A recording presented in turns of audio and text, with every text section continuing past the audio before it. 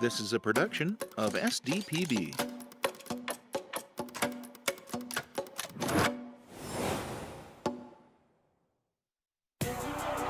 Touchdown! This is for a state championship. Oh, direct kick, and it's good! There's going to be some highlights coming off of this. The short-range jumper. Edging out in lane 4, the top seed. This South Dakota High School State Championship event is conducted under the direction of the South Dakota High School Activities Association.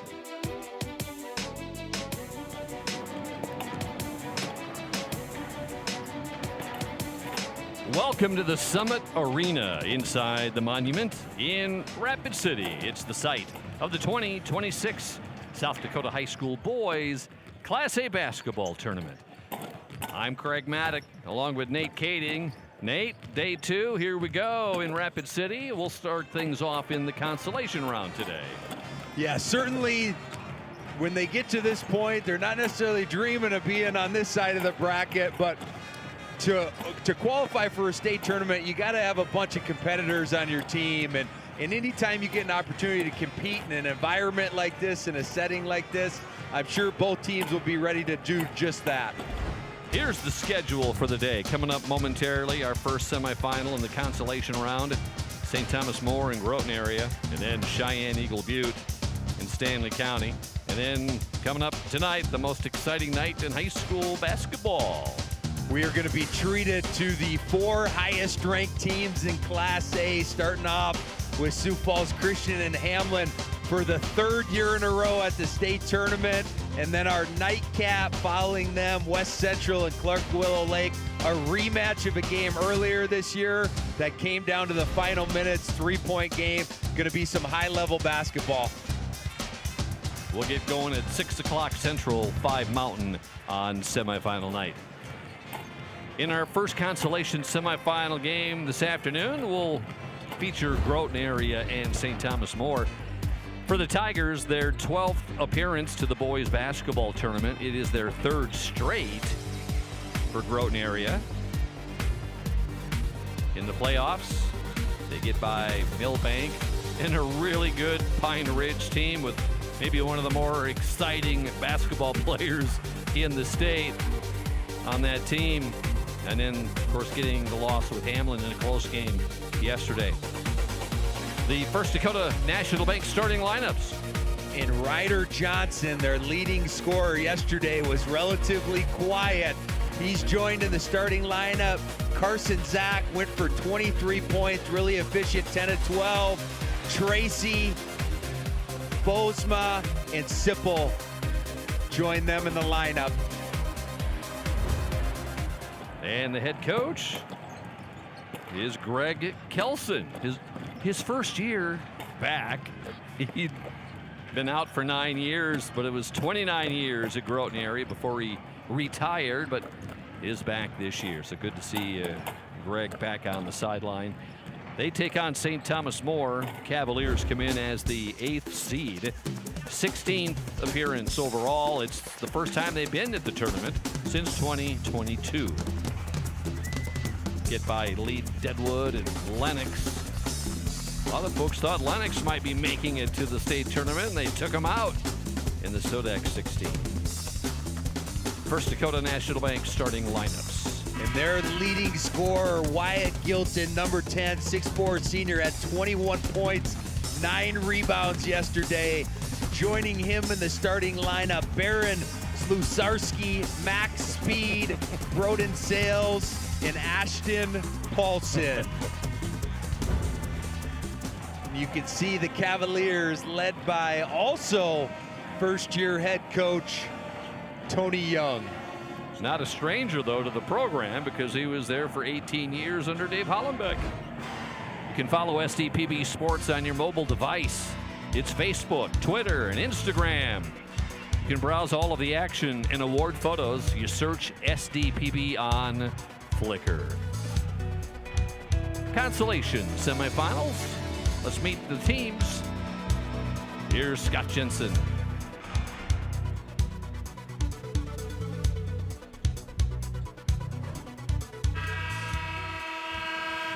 Good morning, Summit Arena fans here at the Monument in Rapid City and everyone watching all over the world on SDPB.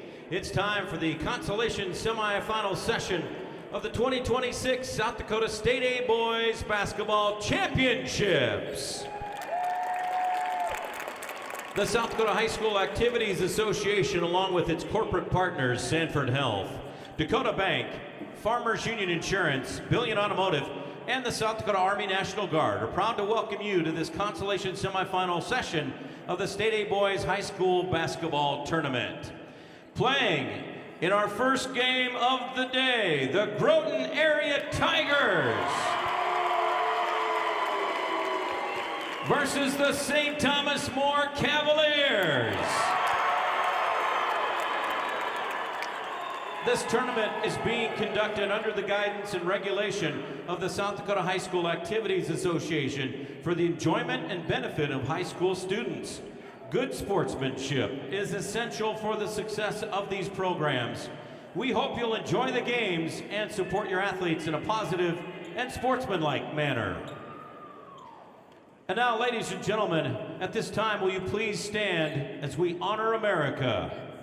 Today, we are proud to present the Lakota Flag Song. The Flag Song is a musical composition dedicated to honoring the American flag.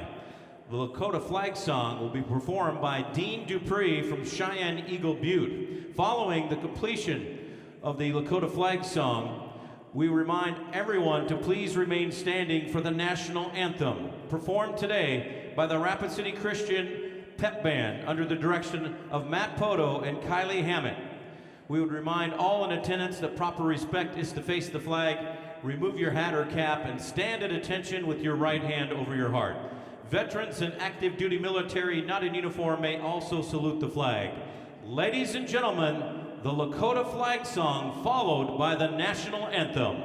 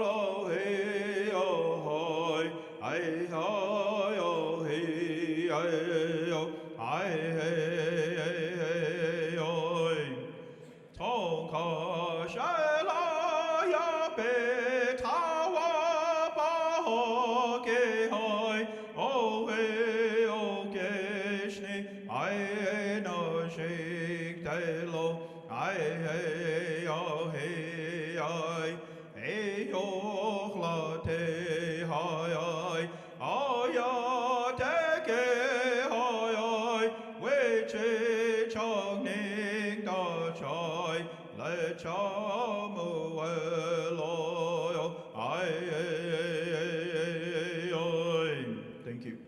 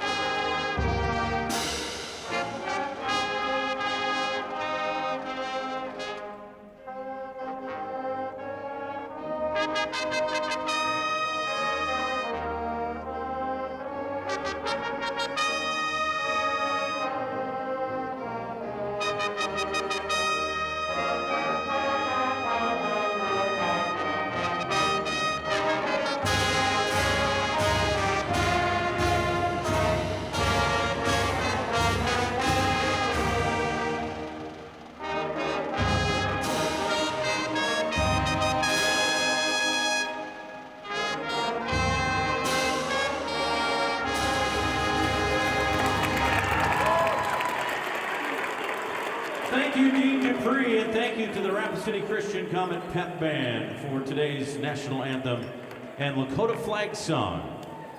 This year, in partnership with the South Dakota High School Activities Association, the participating schools of this Boys State A tournament, and the officials of the tournament, we are proud to introduce the Junior Official Program.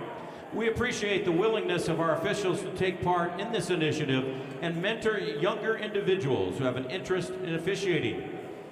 This program provides a great opportunity for youth to gain exposure to the officiating profession while learning from experienced officials in a state tournament environment. Today, we are proud to welcome our junior officials for the game. In game one, Colton Zimmerman from Groton area. And Grady Templeton from St. Thomas More.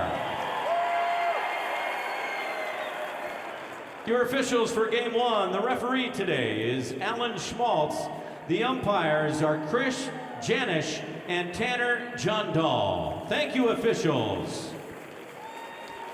And now, ladies and gentlemen, introducing the head coaches for each team. The head coach for the Groton Area Tigers is Greg Kelson. The head coach for the St. Thomas More Cavaliers is Tony Young.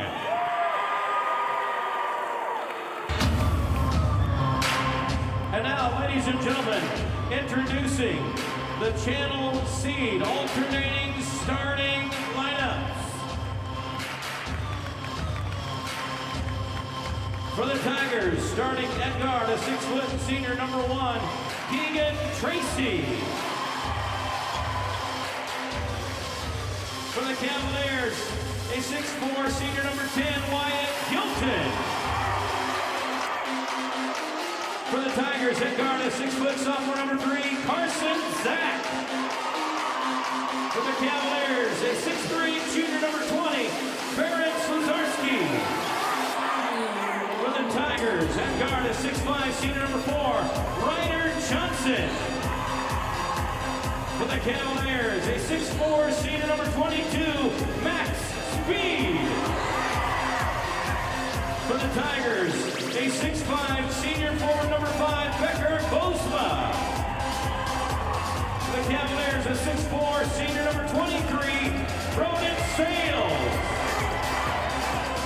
And for the Tigers, starting at center, a 6'7" senior number 30, Gage Simple. And for the Cavaliers, a 6-foot senior number 24, Ashton Paulson. From the University of Time for Nate's notes. All right, Nate, what's going to be key first for St. Thomas More? They want to get quality possessions offensively. That means value in the basketball. That means uncontested looks. On the defensive end, they got to force this Groton area team to be one and done. No second chance opportunities. On the other side, much like yesterday, Groton's going to face a team here at St. Thomas More that have multiple guys that can shoot it from 3. They got to defend that line, and they want to be able to utilize Sipple. Had 12 points, 6 boards. St. Thomas More doesn't have anybody with that type of size and physicality. Sipple and Sales will jump it up. Our referee today, Alan Schmaltz.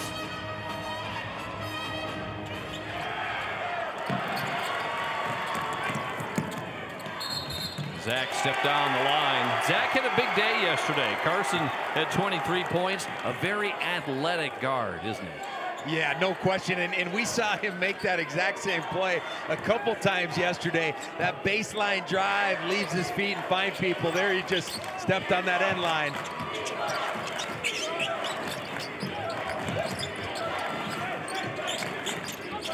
Wyatt Gilton, leading scorer for the Cavaliers. He wears number 10. Look for him. Ryder Johnson, 1,100-point scorer. Tracy. Oh, what a pass. What a great look. And the finish for Sluzarski. That was a great find there by Gilton. Heaves that thing baseball pass style, and you can see the Cavaliers mixing it up here, a little 1-3-1 in the half court.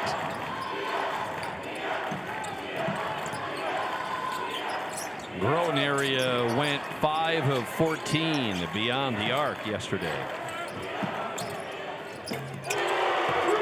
Ryder Johnson had 1 tray yesterday. That was a good one more pass there by Keegan Tracy to that corner shooter, Ryder Johnson. That's good offense there against his own.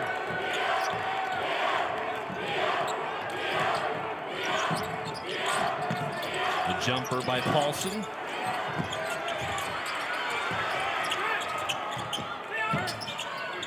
Sluzarski.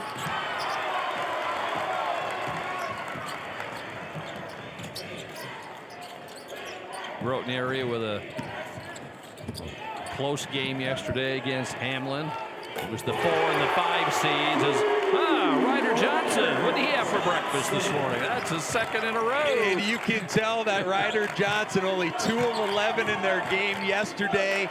Sure, he wants to come out and show people he's more than that. Oh, a nice left-handed drop by Broden Sales. And Sales was another guy that was big. 16 points yesterday, 7-11, picking up right where he left off.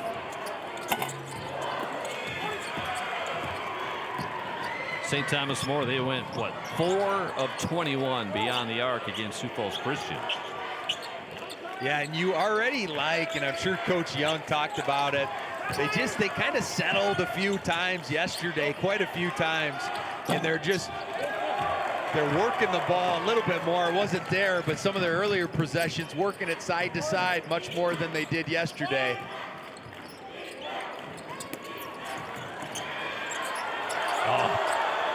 Surrounded by players. Go to the Cavaliers. Couple tough passes right there when both Zach was trying to thread one and Bozema as well. Yeah, Wyatt Gilton there with the ball. Inside. Little pushing going on, and take a timeout here. First foul of the game.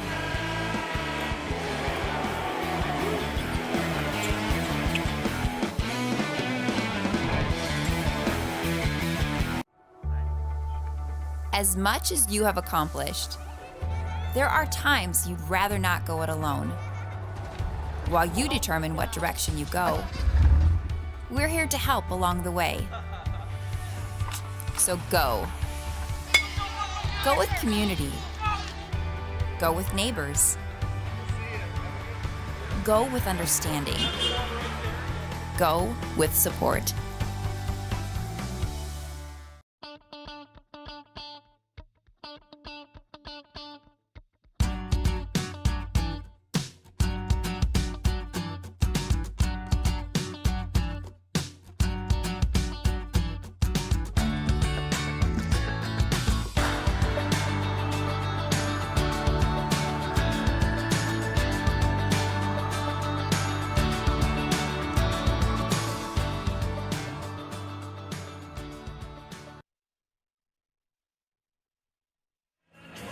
There's Wyatt Gilton of St. Thomas More, the 6'4" senior.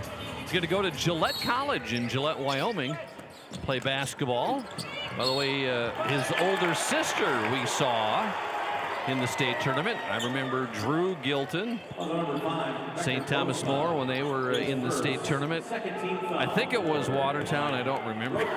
I've been to a few tournaments, but I remember watching Drew play. Of course, Drew went to play D1 basketball, not only at SDSU, but University of Utah. So the Gilton family, there's some basketball lore there.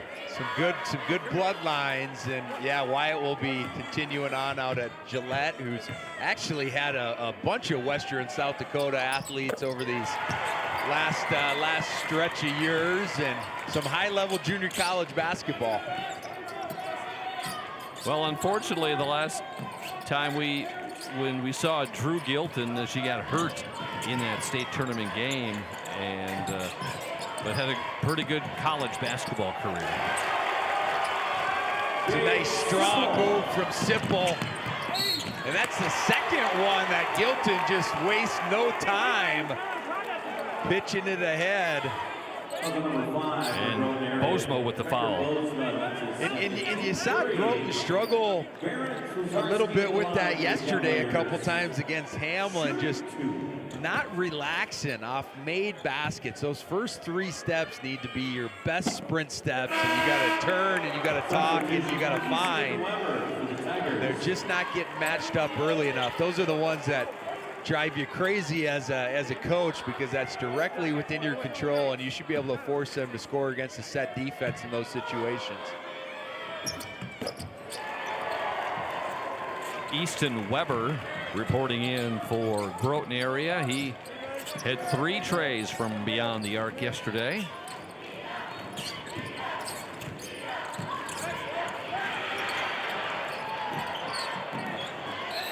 And that's going to go to St. Thomas More.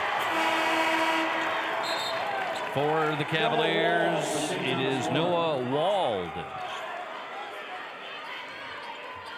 For these Cavaliers, you know, they're teammates, but come springtime, you get a little divisiveness between them, because you got Noah Wald and Max Speed, who play for Post 320 baseball. And you got Ryan Negebauer and Broden Sales, who play for Post 22. And they love their baseball out here in Rapid City. How does that work? Being at the same school, Craig? I don't, maybe where they live. Oh, good anticipation there from Easton Weber. And you mentioned that Weber had some big threes in their game yesterday. Only took 3 attempts, all from 3, all makes. Off balance shot by Wald.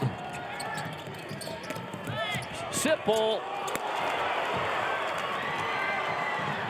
Well, got a track meet going on there, Nate. Yeah, it's opened up here a little bit as of late.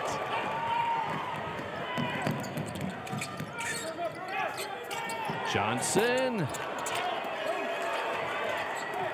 Now they're going to slow down.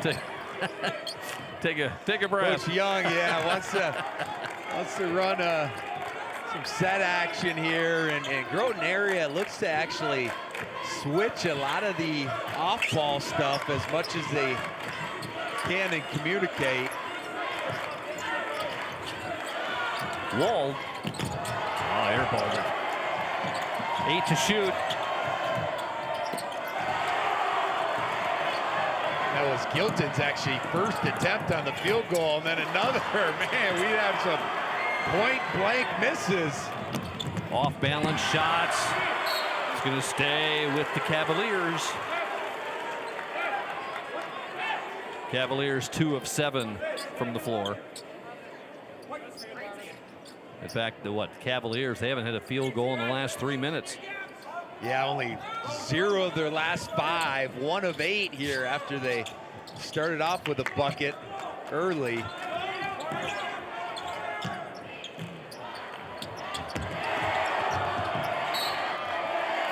It will stay with the Cavaliers.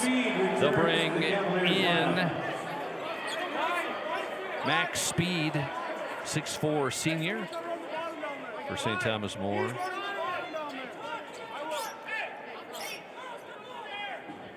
Officials just confirming what they saw. It will be Cavalier ball.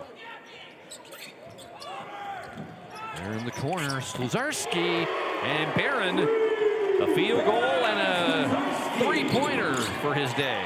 Yeah, that was a nice find and good vision there by Gilton, and Sluzarski knocks it down.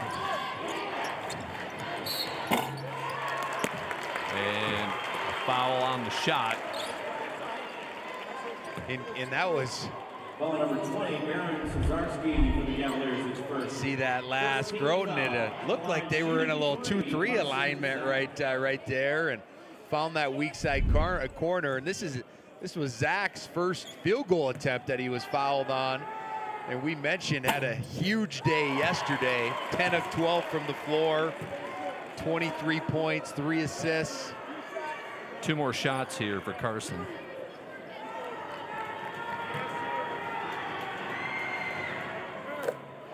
Went 2 for 5 yesterday's game.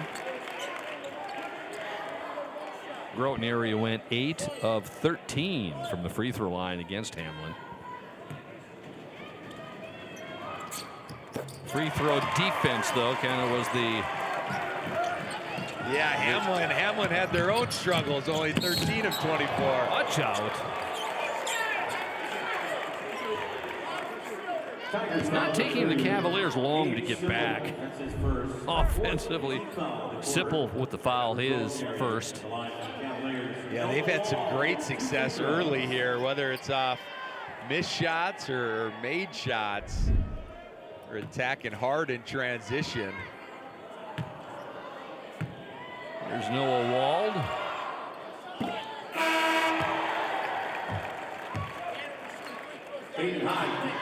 And Wald on minimal attempts was only a 47% free throw shooter coming into the tournament.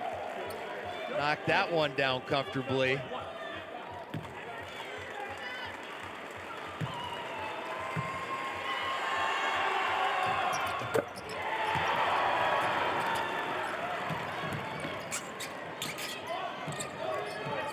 Cavaliers have stayed with this 1-3-1, and they're not being overly aggressive in it and putting two on the basketball, but they're trying to find the guy in their area.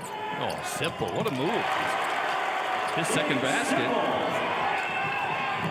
You could just see those quick outlets from the Cavaliers.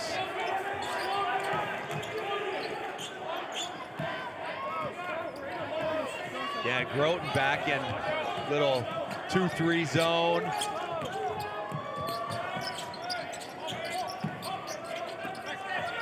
Here's Max Speed. Blocked by Sipple. Gilton. On the run out. Tracy. And Keegan gets his first basket. That was a good move by Max Speed on their last possession, but you want to go up with that left hand, not that inside hand. As Ryder Johnson will go to the line. I think both teams really like the up and down, get going in transition, try to make something happen. Wald with the foul, his first. 2 shots for Ryder Johnson. And here's Ryder's first trip to the free throw line in the tournament. Didn't get there yesterday. 1,100-point scorer. His dad is the all-time leading scorer at Groton area. And Ryder's dad, JR, played for Greg Kelson. yeah, good-looking athlete, 6'5", can score at all 3 levels. Saw his ability to run the floor right there.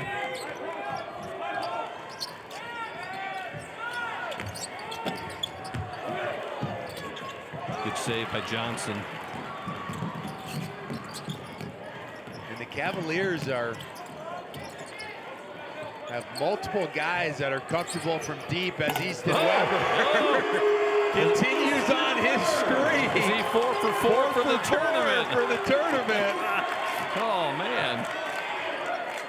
Largest lead for the Tigers.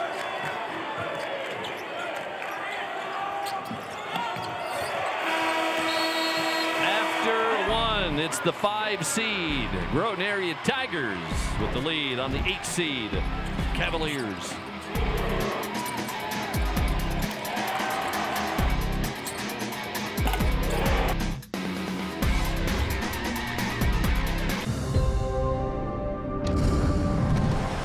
Bank West is rooted in South Dakota.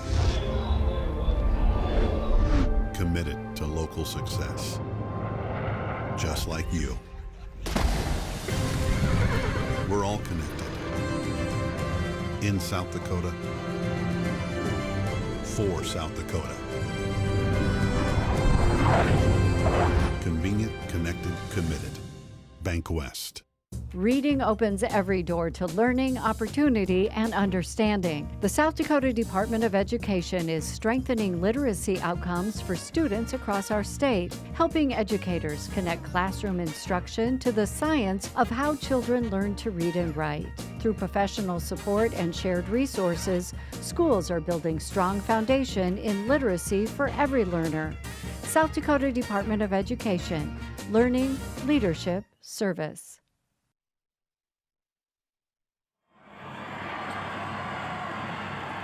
There's Ryder Johnson, number 4 for Groton area. Scored 11. He's scored over 1,100 points in his career. He's going to go to DWU, play basketball next year. And of course, we talked about his dad, JR, all-time leading scorer, but JR also played in the State A basketball tournament. So dad and son can say, yeah, we both played in the state tournament. We both played for Greg Kelson, and we scored a bunch of points. I see old Coach Nicholson from the Dakota Wesleyan coaching staff up in the crowd watching his future athlete. Probably smiling a little bit. Sees what he's got coming. This Groton area team, 7-12 from the floor, 9-0 run to end that first quarter.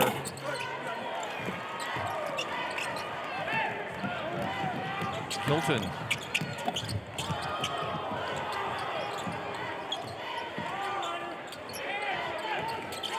What, 3 of 7 from the floor? One for 8 actually.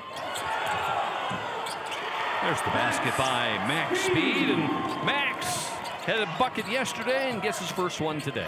Yeah, sometimes when you don't have it going from 3, Cavaliers, as you mentioned, only 1 of 8. You want to continue to put pressure on that rim. Talked about it at the onset. Quality possessions for them. Actions to the rim. Force that defense to defend a little bit. Zach gets it stripped.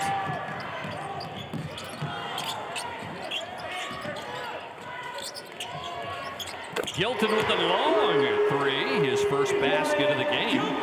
Just even that middle penetration right there when your feet are set, in rhythm, kick out, catch and shoot. Much higher percentage of those ones going down.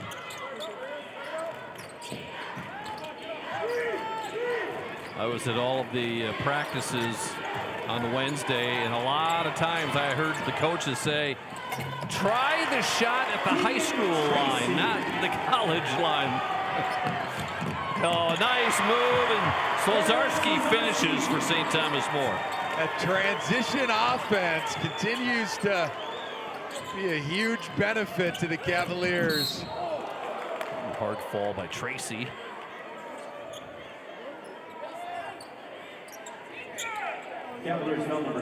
And Paulson picks up the foul for St. Thomas More. You can see St. Thomas More just switching out of that 1-3-1. Oh, nice back screen. Good execution right there from the Tigers. Johnson's got 10. Sometimes you talk about as that inbounder, you want to try to protect that rim, protect that backside. 2 times we've seen Sales come in with a left hand in the lane and the basket.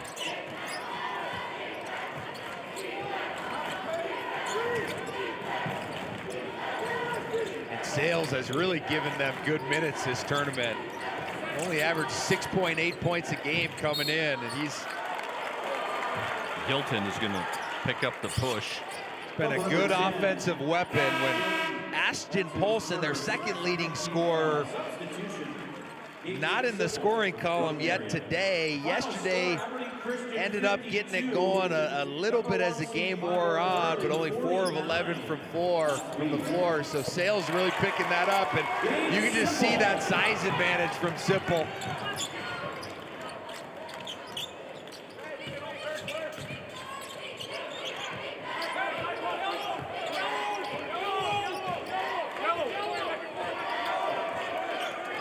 Groton area's biggest lead has been 10. We've been tied twice.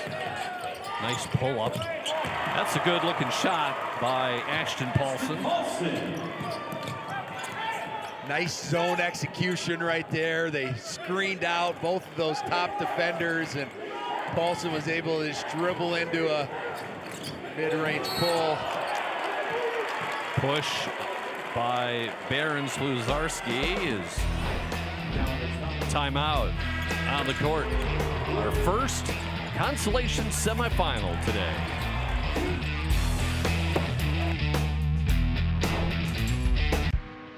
Powering the possibilities of tomorrow starts today. For our homes, our farms, our businesses. That's why our Touchstone Energy Cooperative continually plans for the future by utilizing and sourcing safe, reliable power for the next generation. So we can power possibilities long into the future. Touchstone Energy Cooperatives, powering possibilities.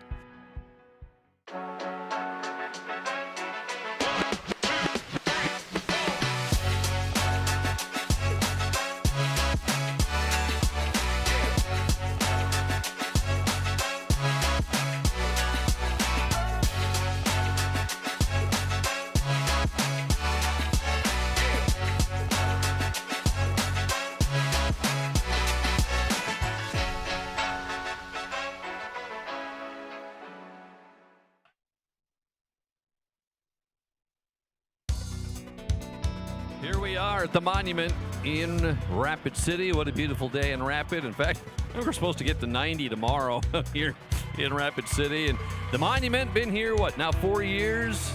The same company that built the Premier Center in Sioux Falls built the Monument here in Rapid City. There's Tracy with his second bucket. It's a second back screen layup that the Groton Tigers have gotten. Not exactly what you want to see for Coach Young and the Cavaliers.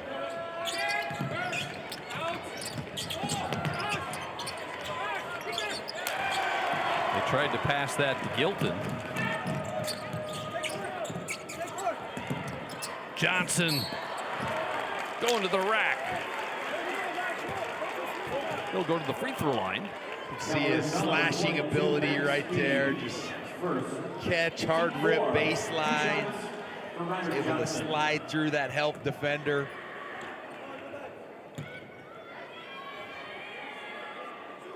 Did you say 90 degrees, Craig? You said 90 degrees tomorrow. Outside? Oh my goodness. How does it snow and get to 90 in the same week? Only in South Dakota. Then the folks in Rapid City will tell you that that's a weekly occurrence.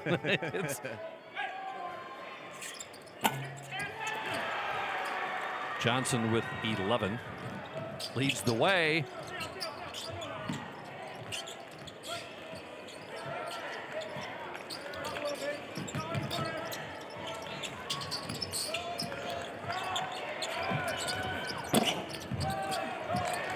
Rebound by Bozma. Oh, stolen, and it is Max Speed. Speed was hanging around right there. And Bozma brought that rebound down, and he just said, here, I'm going to rip this from you.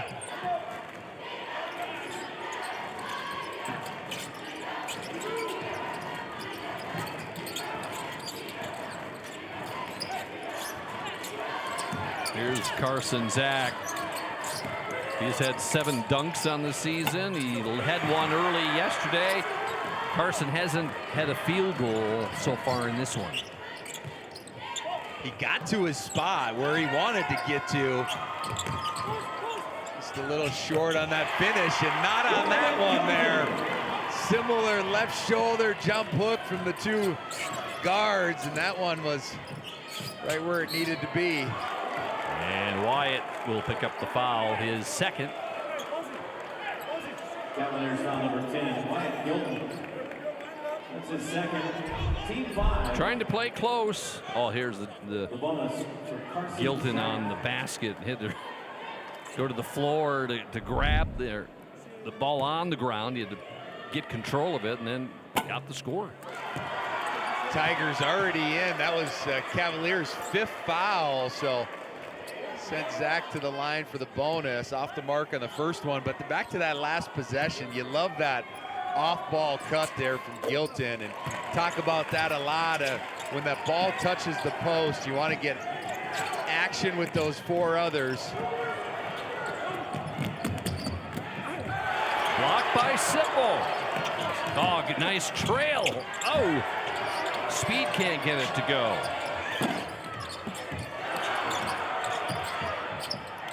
Speed with the save. And the foul on Zach of Groton area. You got to appreciate what Max Speed is bringing right now. Relentless on the glass, chases that one down, secures another possession for his group.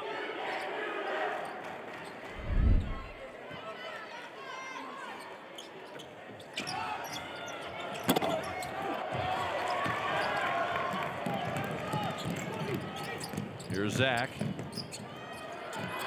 Bosma. Simple with the offensive board. It was actually the Tigers' first offensive rebound of the game, but Sipple goes up and gets it and collects for 2. On the other side of things, the Cavaliers already have 5-0 boards here in this first half.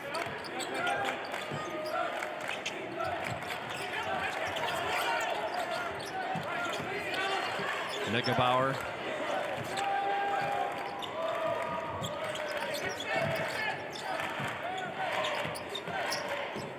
Gilton.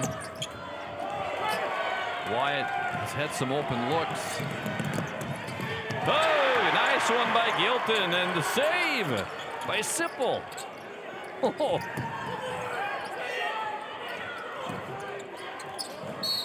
And Johnson will get 3 free throws. That's the second time in this game that Groton area has been fouled behind the arc. Oh, nice. Gilton actually blocked that off the side of the board. Nice. Ricocheted back into play. Yeah, you can see a multitude of guys that are, that one, Ryder Johnson loaded up from NBA range as well. I see that a lot at the Sanford Pentagon. We got multiple lines in that Heritage Court, and it's always an adjustment. And that one actually has high school, college, and the pro line. Well, most like the far line. They all think they can shoot it like Steph Curry and Caitlin Clark, Craig.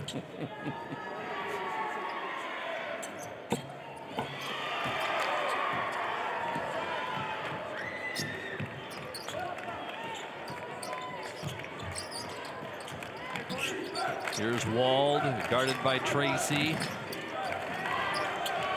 Hilton, there he got his second tray of the game. In the 2 that have been in rhythm off paint touches, he's knocked both of those down.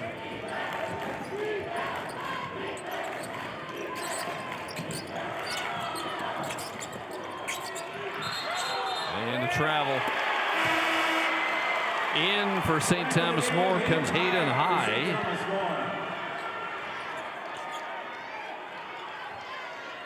Cavaliers were down by 10 at the end of the first quarter. Cavaliers have scored 18 points. Groton area has scored 13.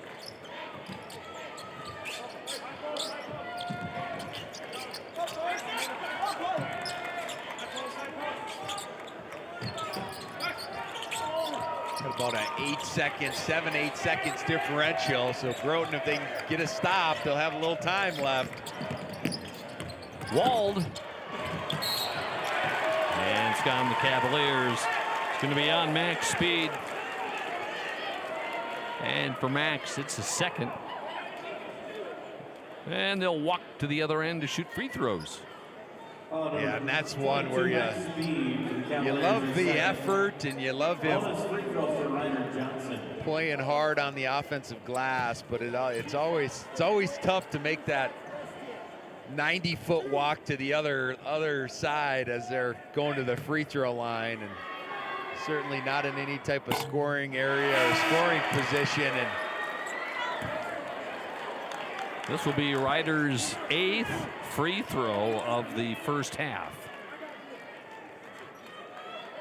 He's 4 for 7 right now. Yeah, after knocking down all the early ones, he's struggled from the line here in the last 2 trips.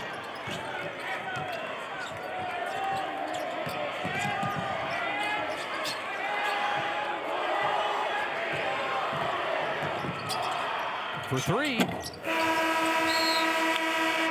10-point Groton lead at the end of the first quarter. It's down to 5 here at the break.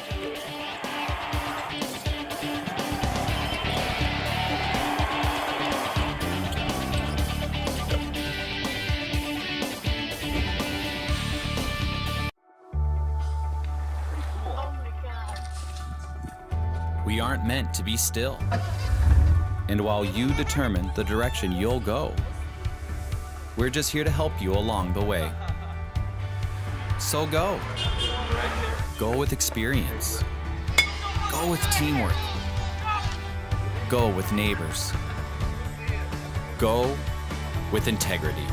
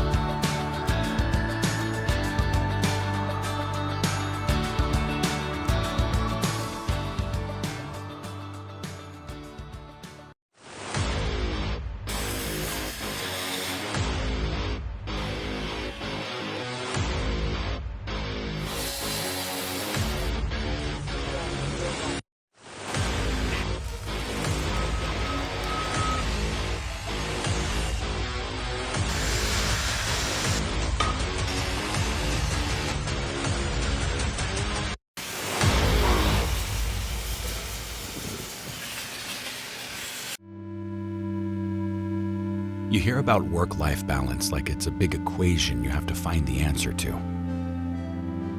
But I think it's much simpler than that. So simple it was right in front of us. Start with the life you want, and everything else will follow.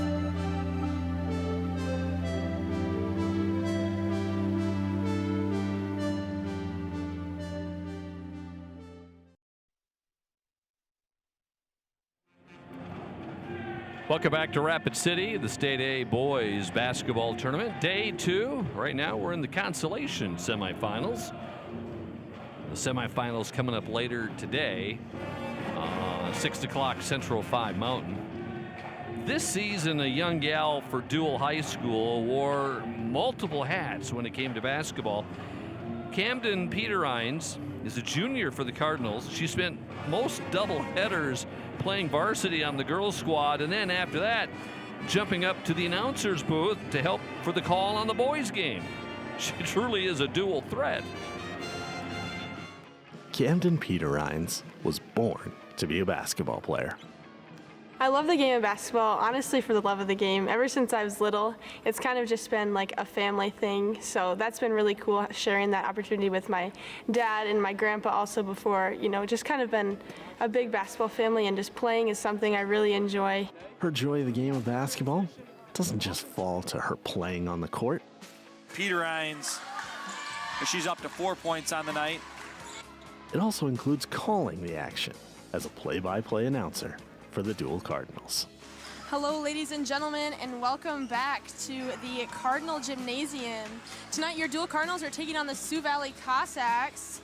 So Mr. Mack asked me to announce, it was a C volleyball game, I believe, my freshman year.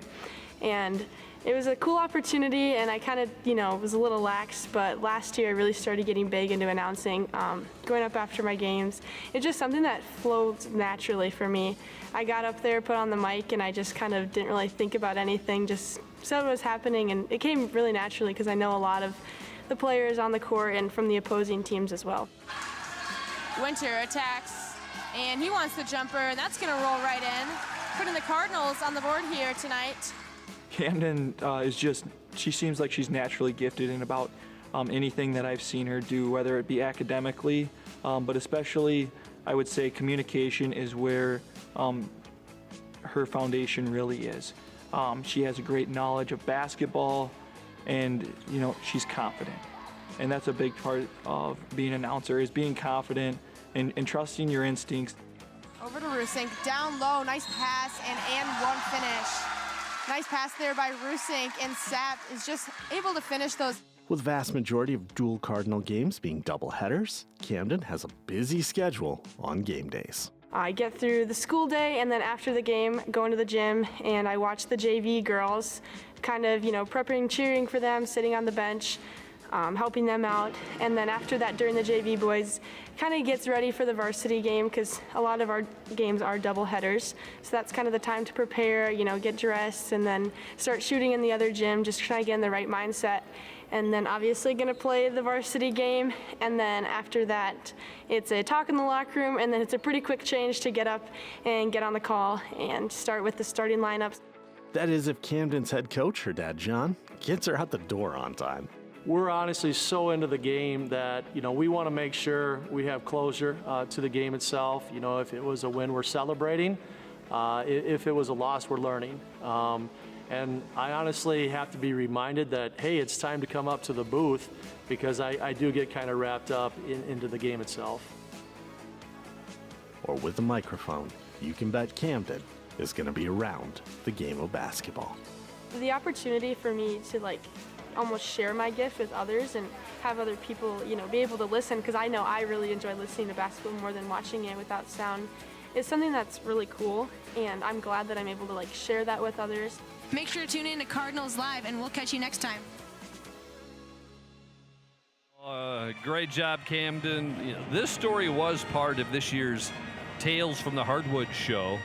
If you want to see the full show, you can visit sdpb.org/basketball. Hope to run into Camden somewhere down the road with the mic. She was in Watertown last weekend for the A tournament, so she came over and saw the setup that we have with SDPB, and a terrific lady that's certainly multitasking and is probably in store for some bright things in the future. Highlights and stats when we come back. Halftime in our first consolation semifinal. South Dakota, a state shaped by its people.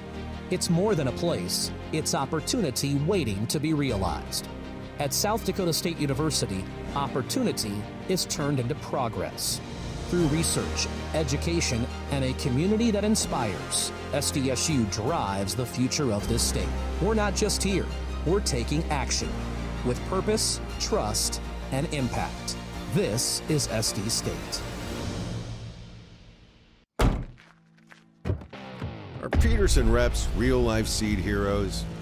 Well, they've been known to go the extra mile, literally thousands of extra miles every year. And when they're not driving gravel roads, they're out walking fields and sampling soil. When time is the enemy, they're there to save what's left of the day. Are all Peterson reps seed heroes? I guess that's a yes. Peterson, we're that kind of seed company. For your little ones and your biggest joys, or your forever friends and your fur kids too, for your better half or your all-time bestie. For the reasons you smile, there's coverage. With dental and vision insurance from Delta Dental of South Dakota and Delta Vision. Nothing has embodied the American spirit like the family farmer. Year after year, they continue to work the land and plant their crops. Through droughts, floods, and uncertain markets, they keep that spirit alive with another crop harvested for the next generation. And for that, we tip our hats to them. Farmers Union Insurance, protecting those that protect America's food source.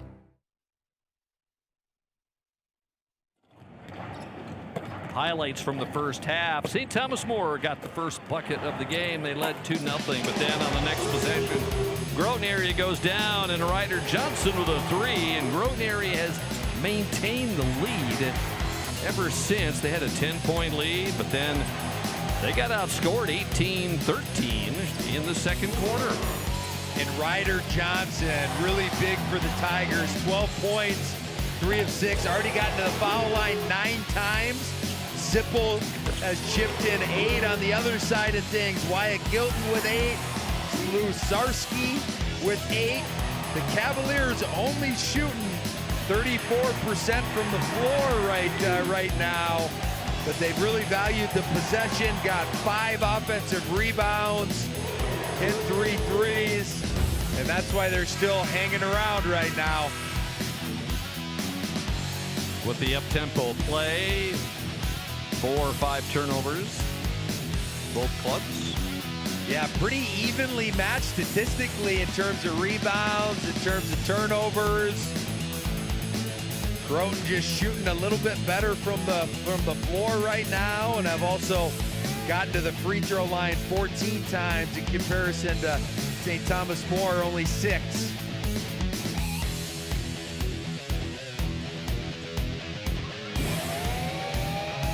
Groton area will have the ball to start the 3rd quarter.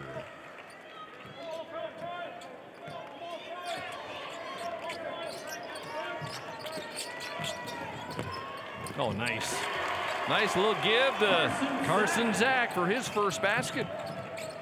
Good execution coming out of that halftime. What makes that so difficult to defend is that top cutter just takes off as the ball's in the air to that high post, and you just lose vision for a count. And Sales picking up right where he left off in that first half.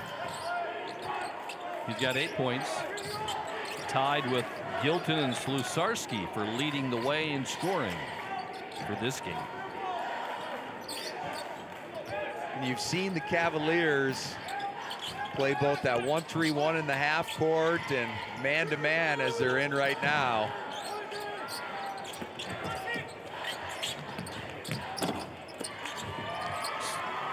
Speed with a rebound.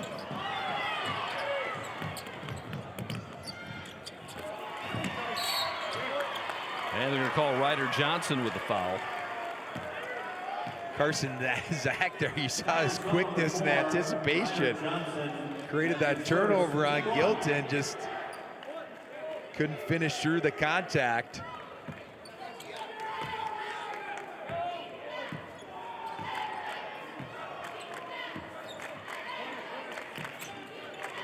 Cavaliers making their 16th appearance to the state boys basketball tournament. It's been, though, 4 years since they were here. That's on Sipple, his second. Here at the line, Ashton Paulson. And for Ashton, it's his first trip to the free throw line in the tournament. Ashton Paulson at the line, the Cavaliers. Yeah, coming in, he was a 75% free throw shooter. His grandpa, the great Fred Paulson. Of course, he coached at Custer and St. Thomas More, Michigan State, and 1 year, Fred, and was our color analyst here on SDPB. That had to be about 20 years ago. Had a great time with Fred.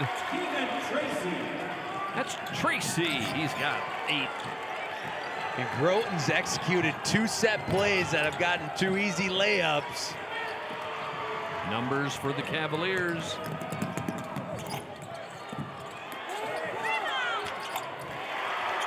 Sluzarski with the finish after a couple of offensive rebounds. A couple of the Groton players were, I think, anticipating a make and were hanging out along that 3-point line as the Cavaliers were playing volleyball with their misses. Bosma with the bucket. Becker gets his first bucket of the day. You've seen Groton pretty well stay in this 2-3 zone. Rebound by Sales.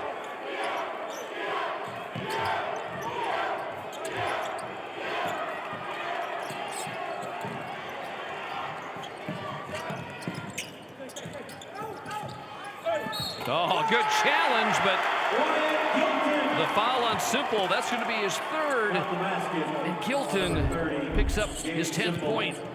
That's his 3rd, team 3. Watch the challenge. Going strong to the rack. Yeah, anytime you start to turn your shoulders like that and you lead with one arm. Got a tendency to go into the contact more, and certainly got him on the arm.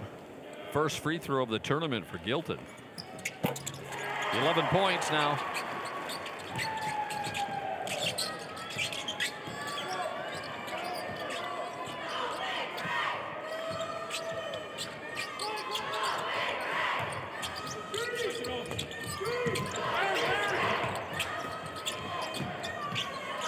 Johnson. And Johnson's going to pick up the foul. And for Ryder, that will be his second foul as we take a break.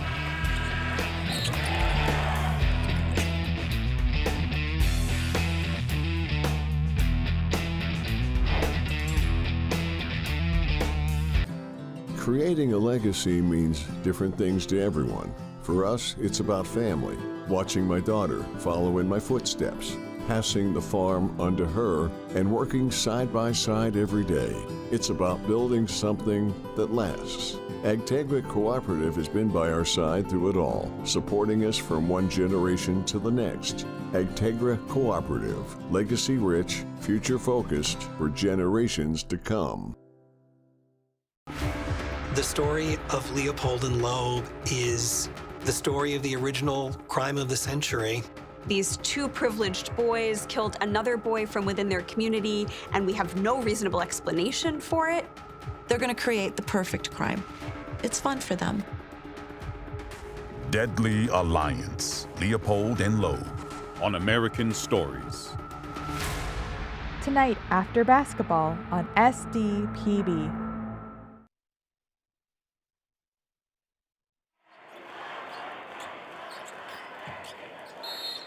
Got a couple of pretty good student sections here today. Consolation semifinals out here in Rapid City. Johnson, and for Ryder, that's his third three. And he just simply elevated over the top right there. He had a defender, but that's what happens when you're 6'5" and have some good length to you. Ryder, by the way, was not called for a foul on that possession prior to the timeout.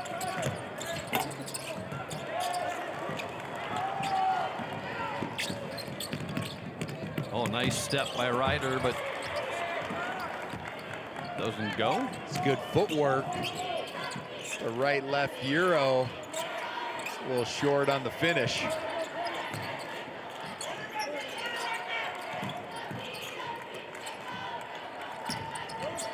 Sales and Broden. His points have come tough right inside the paint. Their third guy in double figures. Lusarski's got 11, both Gilton and Sales right now with 10. Good luck by Tracy. That's his first one beyond the arc. Groton going into some of that Princeton chin action. You see that back screen into the foul flare. Rebound by Bozma. Man, you got to keep your head on the swivel, don't you? When you're in transition, some quick hands out there. Oh, Johnson can't. That was a great pass, but he just couldn't quite hold it. And they had that cutter off that initial back screen. That last possession, they hit the second action off the flare. Easton Weber back in for Groton area. For St. Thomas More, it's Hayden High and Ashton Paulson.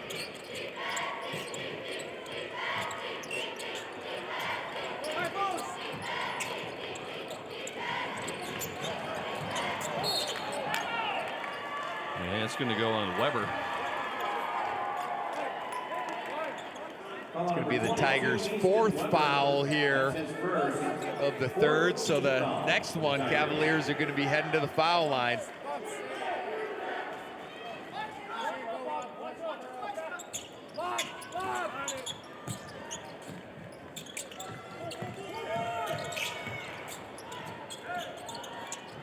High Work on by Weber. It's a good job of rebounding down from those top zone spots on those guards.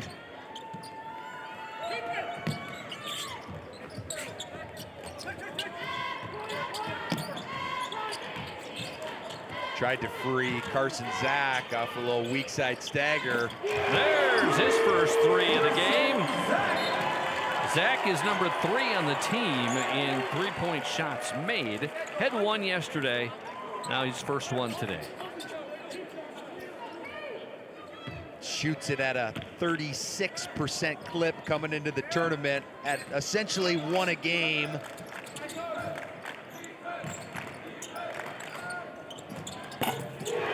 Confidence on that shot by Noah Wald, and a timeout on the floor. Your Great Plains Case IH dealers know that hard work starts early, in the field and on the field or the court. Dedication, teamwork, pride, the values driving farmers also power South Dakota athletes. Growing crops or growing champions, it takes the same drive to succeed. Your local Great Plains Case IH dealers know the future is built by showing up day after day, ready to work, ready to win. Great Plains Case IH dealers, supporting schools, athletes, and the communities we grow. Lake Area Technical College provides hands-on learning and practical experience in real-world environments. Prepare for a career right out of school from the moment you step on campus for an education that can really be put to work. Lake Area Tech is the start of something new. That's the Groton area student section today.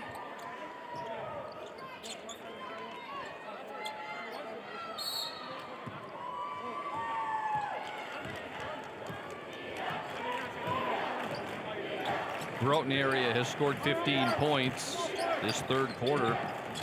Cavaliers have scored 13. Oh, nice tip in, and the foul is Bozma. Will go for the and one. You really got to like the execution here in this third quarter of the Tigers. Got multiple layups off set plays. Been running their chin action, good things. Hit a 3 off that. There you see Bozma sticking with the miss.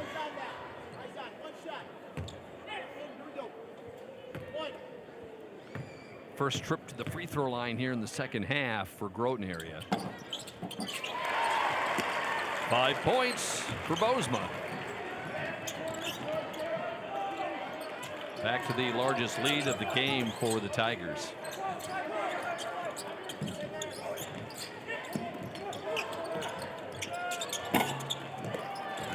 Oh, great rebound. Oh, and Sales, I thought, had a chance to score on that shot. You can see when Groton doesn't have Sipple in either, anchoring inside, don't quite have that same size and athleticism around the rim as Sales with a nice cut and finish. All of his points have come up on layups, except for a couple of free throws. Johnson. The run out here by Paulson. Johnson would have had that one more to Carson Zach, who was standing there wide open. Gilton, 3 ball. That's his third. He's got 14 points. Yeah, and most of his good stuff yesterday was only 1 of 6 from 3. Really has that going here today. He was 10 of 16 overall. Oh, what a you can see Zach getting downhill. He's now in double figures. Both groups right now, 3 guys in double figures getting scoring in a lot of ways. The acceleration by Zach going to the basket on that last possession makes him a pretty special player. Wald with his second 3 in a row. Cuts it down to a 1-possession game. And the Tigers have been content to stay in that zone.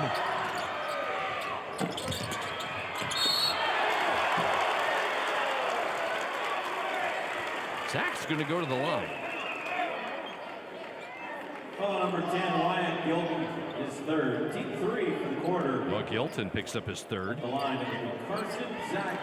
Hitting 2 free throws. Well, Carson's 4 for 5 from the line today.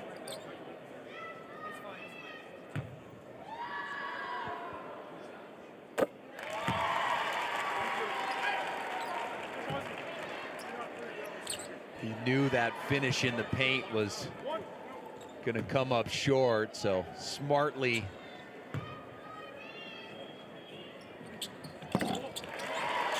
attacked it.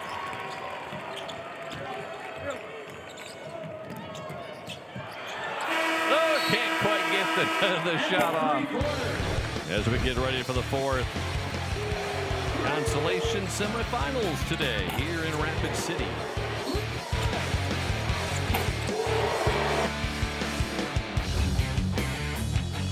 Educators across South Dakota are coming together to elevate, educate, and empower. This June, the Department of Education hosts the South Dakota Literacy Conference in Mitchell, a gathering dedicated to advancing the science of reading and sharing new insights into how students learn, exploring research and real-world strategies for South Dakota educators to move literacy forward for all learners. South Dakota Department of Education, learning, leadership, service.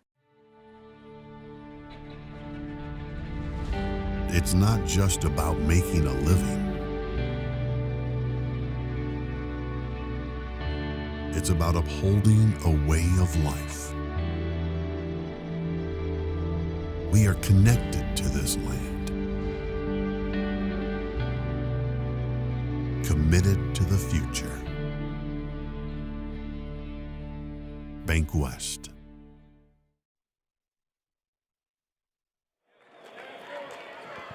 I'm Craig Maddock, along with Nate Kading and the men and women of SDPB. Day 2 of the boys' State A basketball tournament here in the start of the 4th quarter.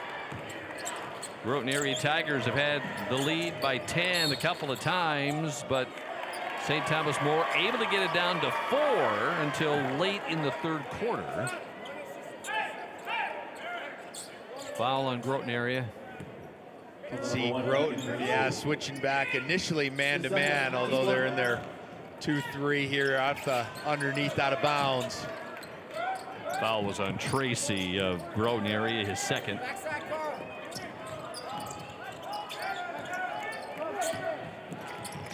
Oh, quite the fake as Weber will pick up his 2nd foul. A little head fake and Tigers foul number 22. get run into. His 2nd. Yeah, and Sales did knock down 1-3 yesterday, 0 of 1 here today. So he's capable from out there. Cavaliers had 4 players with 1 tray yesterday. Of course, the defense was from Sioux Falls Christian in that game. There is Paulson. That's his first 3. You got now 4 different Cavaliers who have hit it from beyond the arc. And first 3 of the tournament for Ashton Paulson. Oh, they were trying to set up that same blind pig, get that back cut action.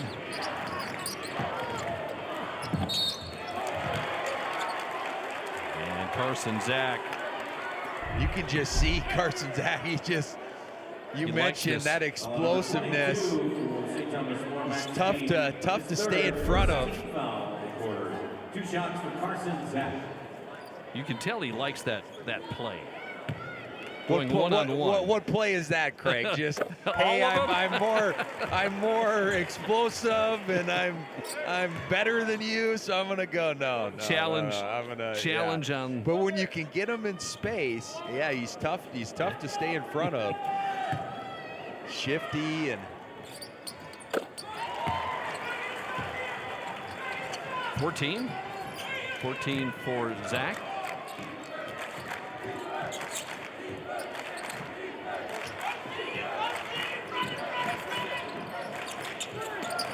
Gilton against Johnson.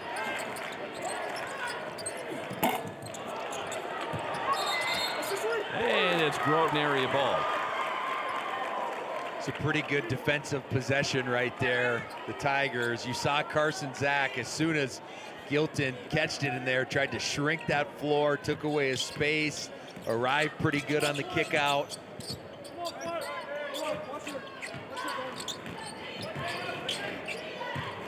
Coach Kelson says Carson Zach probably the most athletic player he's ever coached. It says a lot because Coach Kelson has been a part of the Groton area program for 3 decades. It's a lot of players. And that would also mean he's more athletic than Travis Traphagen? Would that be what that means? That is absolutely correct.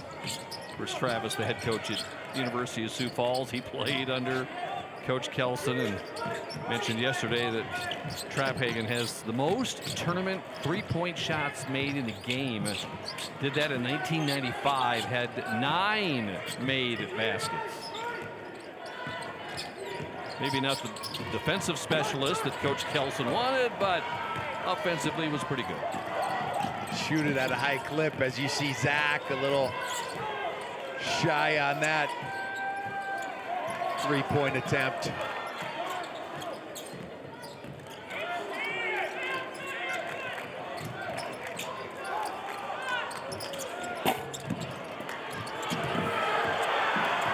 As Sales went down hard, he's going to limping on his way back.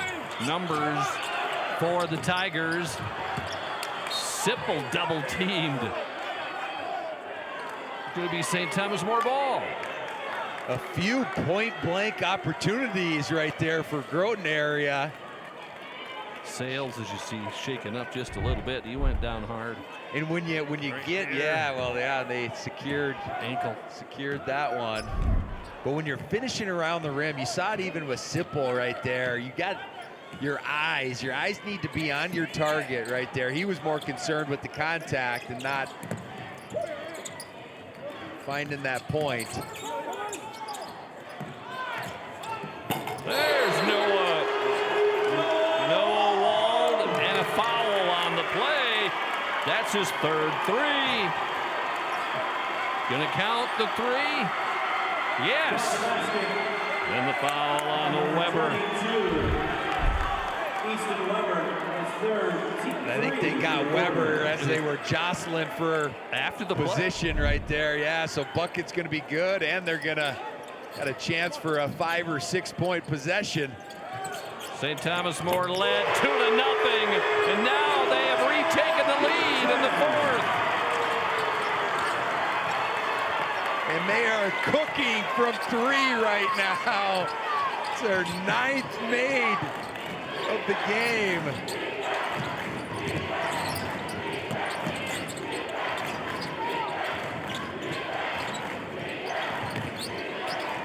Sipple back on top to Zach. 10 to shoot.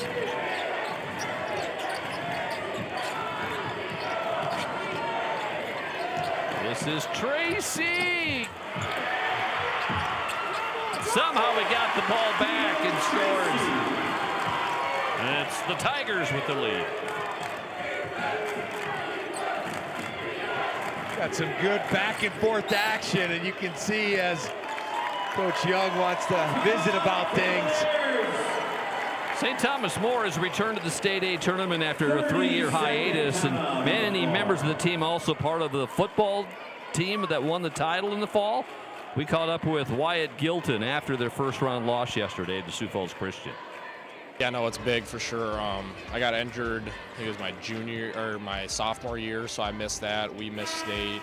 Last year we lost, and it's nice to get back here for sure. It's different atmosphere and way different basketball, and it's nice to compete at the high level that we do here, and it means a lot to be here. We're kind of on the lower side of everyone's usually got a big, so we're all kind of flat in between 6 and 6'4". So, outwork and out-rebound, that's a big one that the coaches emphasize for sure. Just being here is a big part of what I like, and with this group of guys that we've been playing together since we're very young, and we're just competing at state tournament. I mean, they won it in football, and we got here, so I mean, we lost the first one, but we can get after 2 of them and hopefully get 5th place. So. And a chance to retake the lead. They were down by 10 twice in this game and have fought back. Maybe from beyond the arc. There's a nice feed to Speed, and Max with his 3rd bucket. Nice drive and drop off right there from Gilton.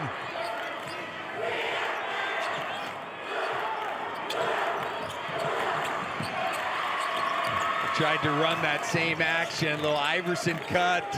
Curl into the basket. Oh, Sipple with the left hand. Sipple with the left hand from about 10 feet away. The big man showing the soft touch.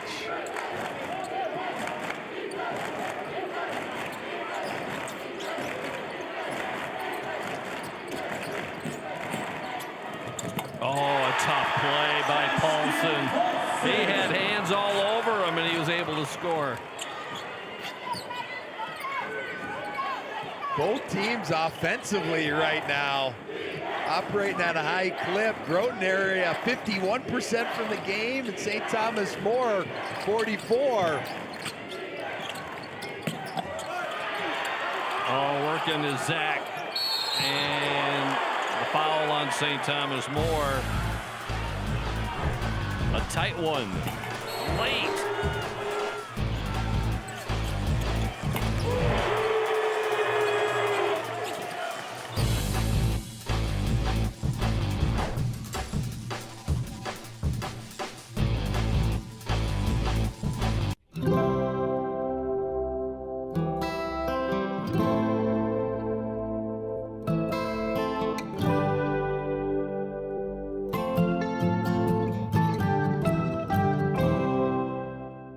Protecting crops. Agronomy Plus in Mitchell, Rock Creek in Howard, and Valley Station at Armour provide agronomy services, fertilizer products, and crop analysis systems, including Agronomy 365.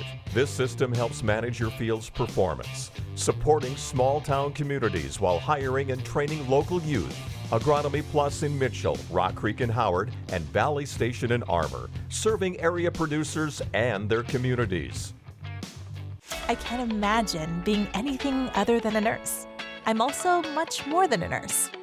And working at Avera lets me find balance between the career that called me and a life that fulfills me.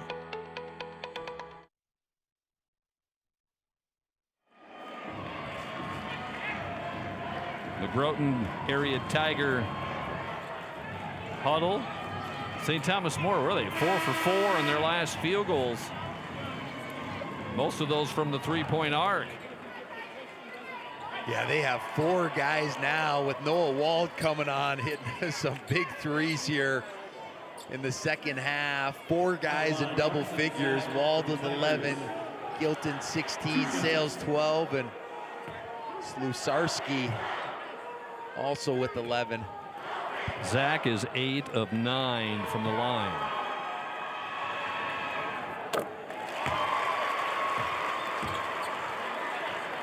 Tied at 64.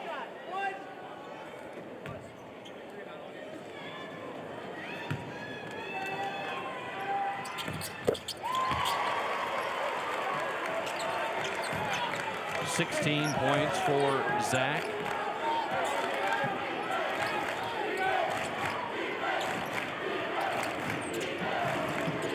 Groton continues to try to keep this Cavaliers team off balance with what they're seeing defensively. Back into the zone now.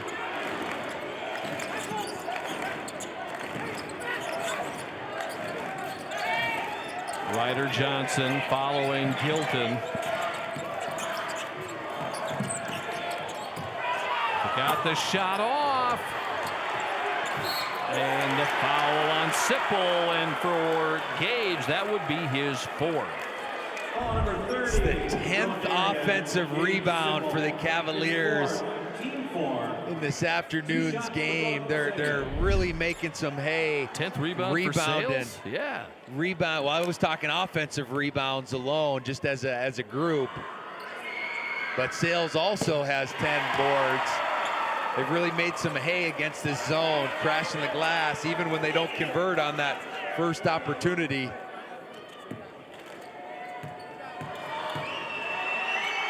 Sales certainly has been an inside presence in this game. He has 14 points.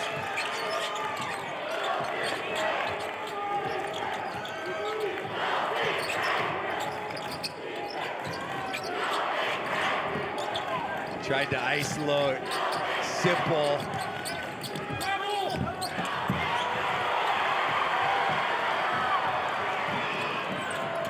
Oh, nice pass. Down low to Speed. Largest lead for St. Thomas More.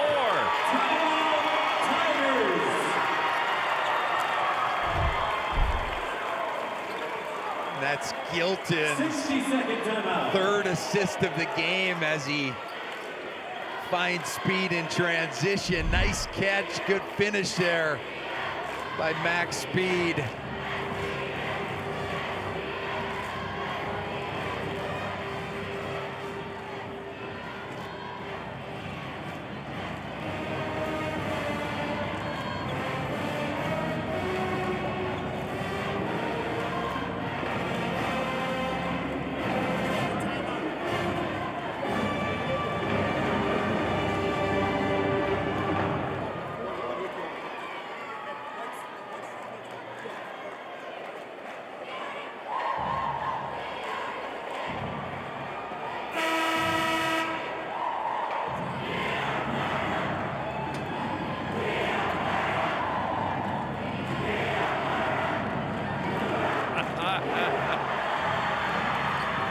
Got some crowds that are into the game here, Craig. Love to see it. Groton area will have the ball.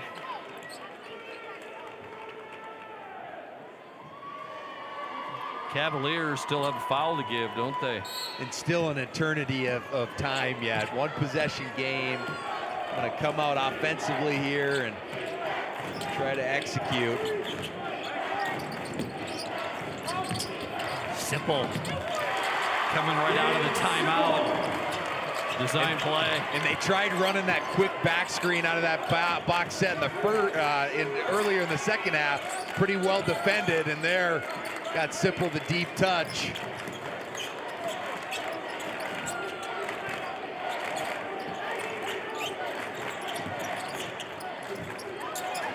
Wald with three, Trace, four.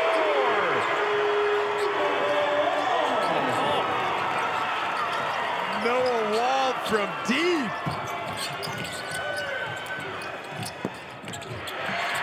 Zach going after the loose ball, and Zach is going to pick up the foul on Wald.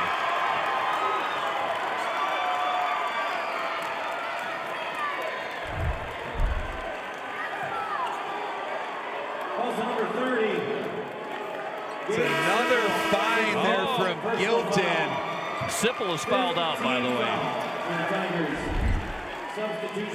The foul was on Sipple. And what more can you say about Noah Wald in the impact?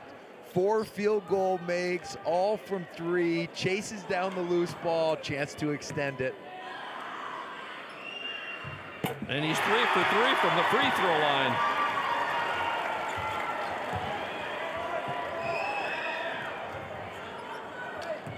Cavaliers have scored 21 points in this final quarter. And a guy who averages under 5 a game is up to 15 big ones for the Cavaliers. 60-second timeout. 60. Full timeout here. Our consolation semifinals. SDPB's coverage of high school sports and activities. It's all made possible through the generous support of viewers like you. Contribution today helps support the broadcast of events like the basketball championships. Make a donation today by visiting sdpb.org/donate, and we appreciate your support.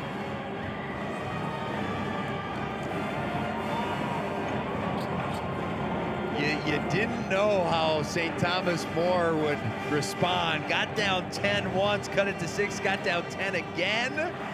And they've just been clipping away at it since that point. 3 players in double figures. Yeah, 4 I think now. Wald, Gilton, Sales, and Lusarski. all in double figures, shooting 60% this half. Groton needs quick shots here. 2 possessions. The defensive stop by Wald. And and the steal. 3 ball by Zach, and he hits it. Timeout. 1 possession game.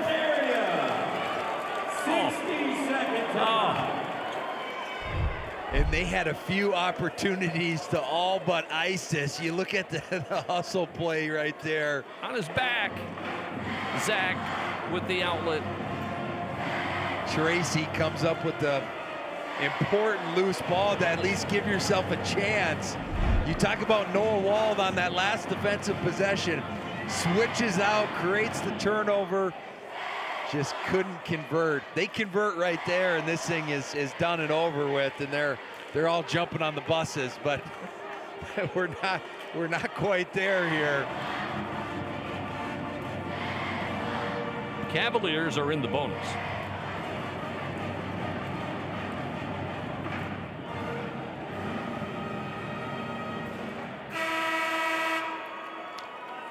Yeah, you want to try to get it in your best free throw shooter's hands.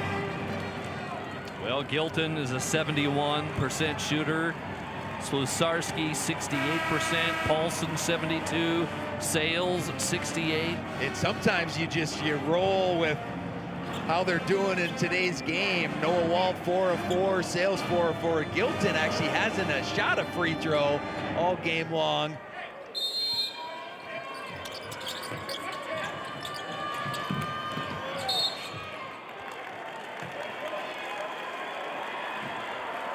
And it will be Ashton Paulson going to the line. He is 1 for 2 today.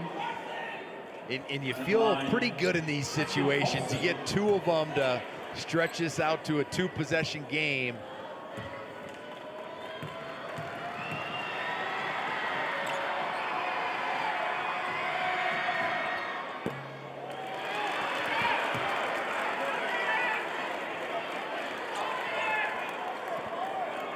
Timeout called by St. Thomas More. They're going to talk things over, all the possibilities, if the free throw is made or not. Of course, if he makes the free throw, it's a 4-point game.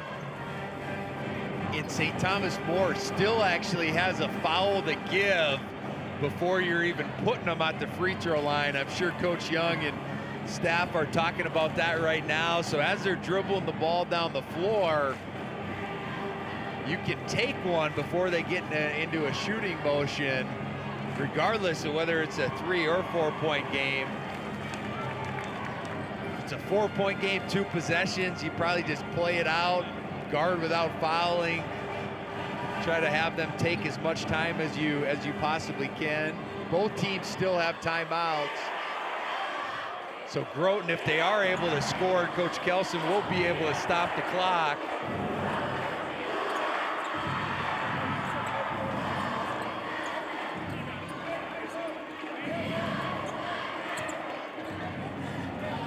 We got a sub at the scorer's table here, so they can set their defense on the make.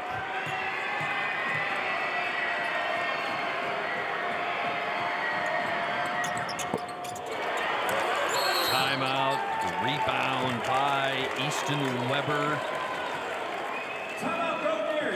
Well, you got to think you got to go for the 3. You're not going to go in for the 2. You may not have enough time to go down and score a 2. Yeah, not with 10.7 left. You got to draw something up that can create a 3-point look, certainly. But on the other side, as we were talking about, still have a foul to give. So they're gonna want to utilize that as the ball's coming before they get into any type of shooting motion. And even at that point in time, ball's going to be side out. Some people will elect to foul up 3. You just got to be careful that you're not doing it in a shooting motion. Cavaliers won't guard the inbounds pass.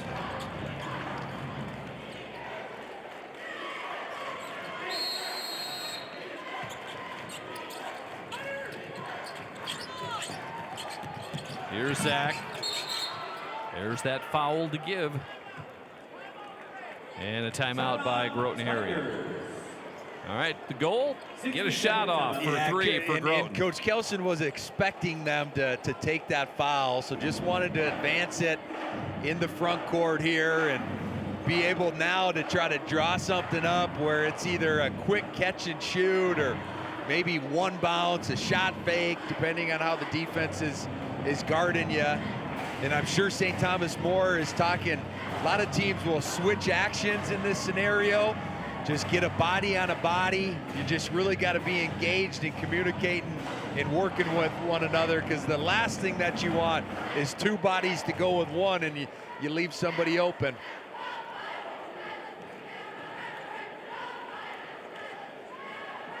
Do you think that the Cavaliers will foul in this situation?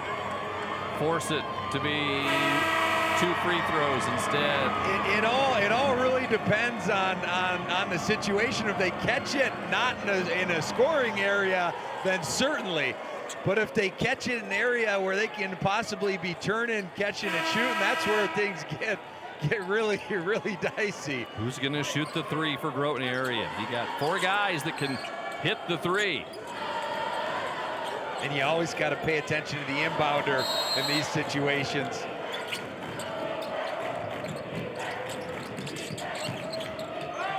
Here's Zach, and he's fouled.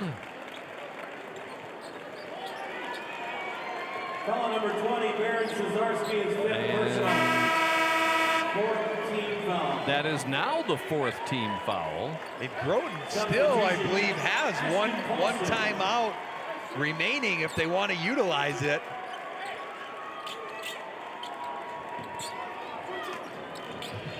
It's going to have to be a quick shot. Ryder, the chance for the tie! Oh!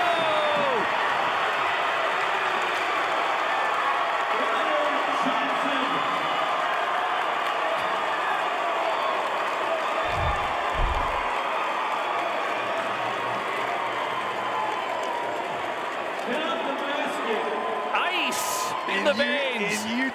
And we talked about the ability of a quick shot fake, and you could see they ran a little elevator screen for him. Paulson overruns the play, quick lift, and Ryder Johnson hits the biggest one of the game, his 4th of the game from out there, 18 points overall. And we got bonus basketball, Craig.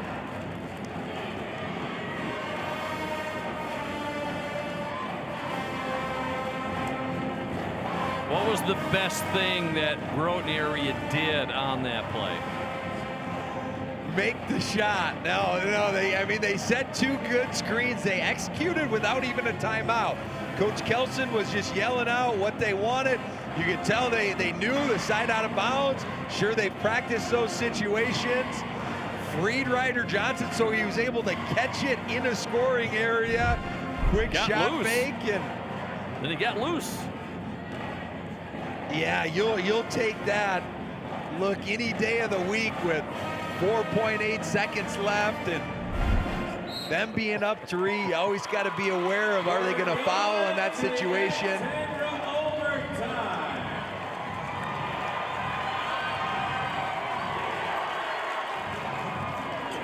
Here, I thought we were going to get to use instant replay for the first time in the tournament, but nope, it was solid. The refs did go to the monitor here, and they did look at it to make sure. But yeah, there was no doubt on that one. Sales and Johnson will tip it off here in overtime.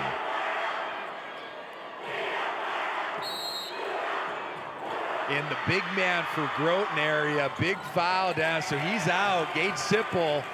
So they're going to be playing a little smaller, a little bit more similar to this Cavaliers lineup.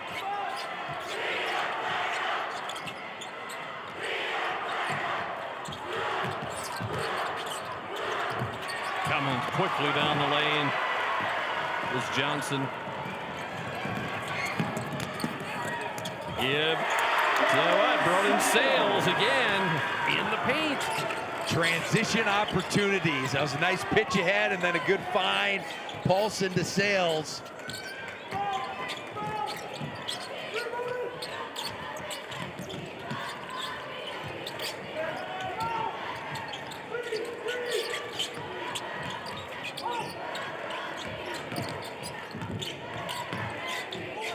Good defensive possession for the Cavaliers. Here's Bozma. Oh, and Becker with his first 3 of the game. Oh. And Bozma did hit one yesterday. He was 101. Doesn't shoot a ton of them.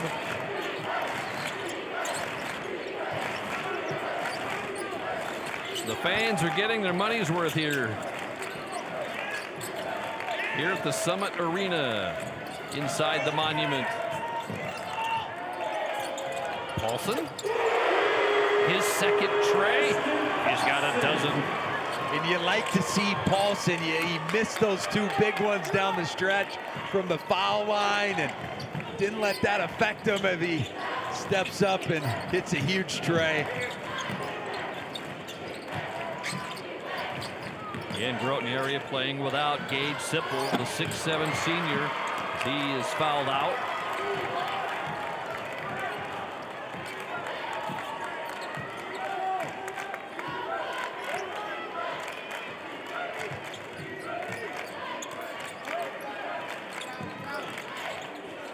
See St. Thomas More not in any hurry right now.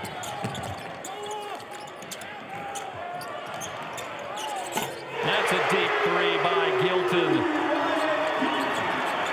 The team's 12th made 3 of this afternoon. They had 4 yesterday. The hold by Paulson.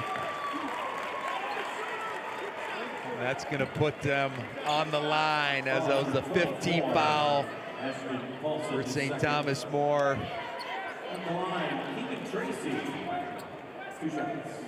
Gilton has 19 points.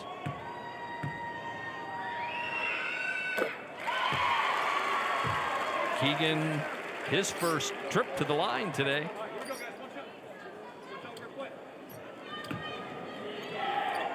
And you still got time on the made free throw to... Timeout by the Tigers. Yeah, I'm sure Coach Kelson is going to want to extend his defense to the full court right now. Try to speed them up, but with the situation, got it back to a 1-possession game, so no need to foul. You want to try to either create a turnover, have them go a little bit quicker, but you can guard this out. Still going to get the ball back if you can get a stop and a board with about 50 seconds left on the clock.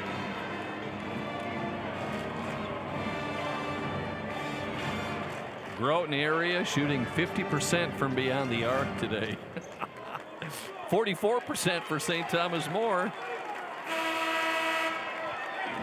Seems the longer this game has gone, the better they've gotten shooting from beyond the arc. Yeah, the offenses were really going in the second half for both groups.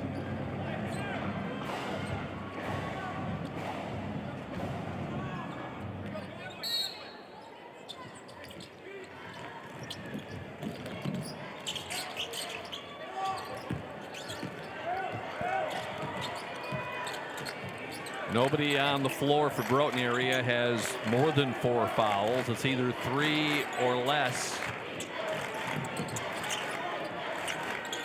Just man to man here from the Tigers. Max Speed, he's got 4 fouls playing right now, and a timeout by Tony Young. Timeout Cavaliers. That was pretty close to a travel right there when Gilton drove baseline. I think Tony Young wanted to take that as fast as he could before that pivot foot was moving anymore.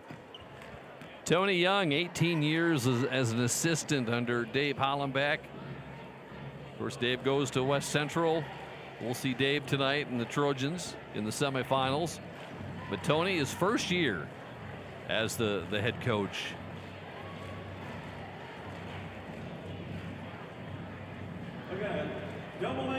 Trying to get to the consolation championship, and St. Thomas More, they've won the consolation championship 3 times in their history.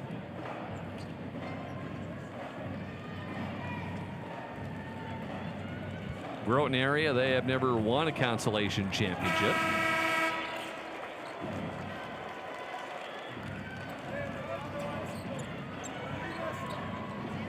Got 12 on the shot clock here. Still plenty of time to get it in bounds and attack. Doesn't need to be a catch and shoot unless you can get it. Sales has been making a bunch of those baskets today.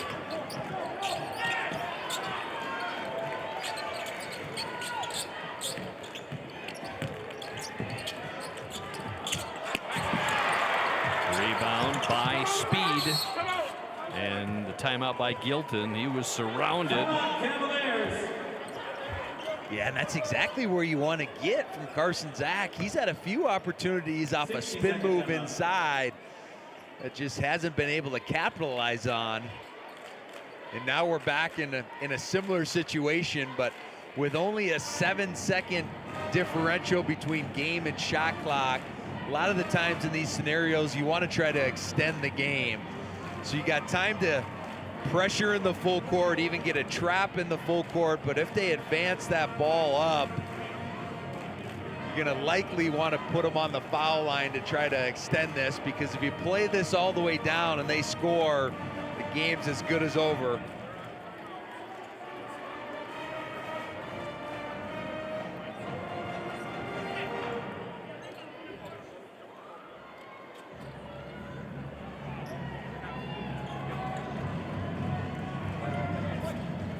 Everybody getting their second wind in this one.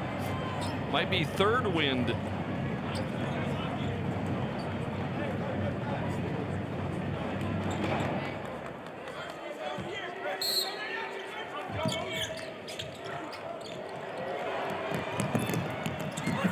that's going to go to the Groton area. Oh, tough pass. And that's always the dangerous aspect of that. And thankfully, they touched it, so they at least got to go the full length, but there's still plenty of time. You see that all the time with people looking long.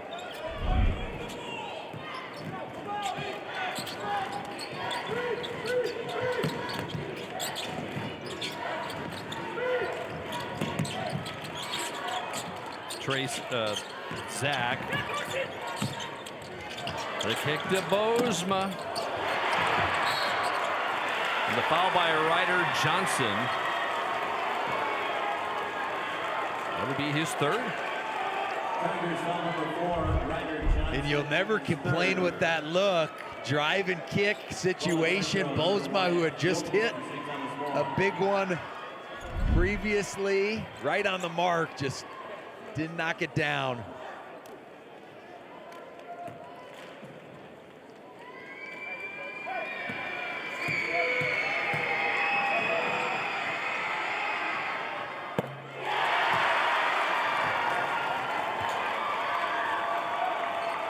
Gilton's first free throw of the game. And you mentioned it. Shoots over 70% from the foul line. Knocked that big one down. Gonna have to go in the hurry for the Tigers.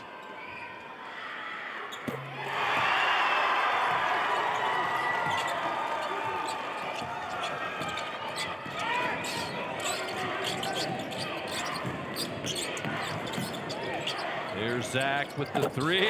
Oh, off balance three. Oh. Not done yet. Not done yet. About the same spot we were at the end of regulation. Here late in the fourth quarter. Yeah, both teams are out of timeouts right now.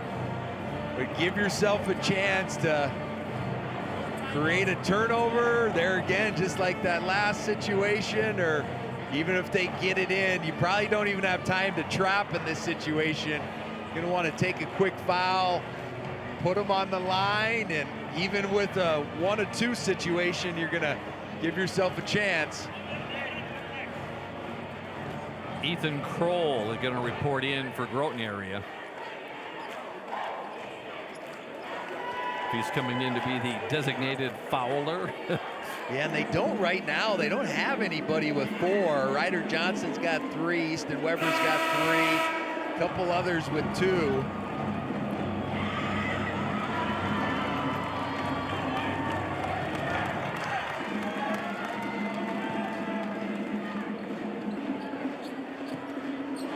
Cheyenne Eagle Butte and Stanley County, they're standing in the wings watching the end of this one in overtime. They will play next in our consolation semifinal.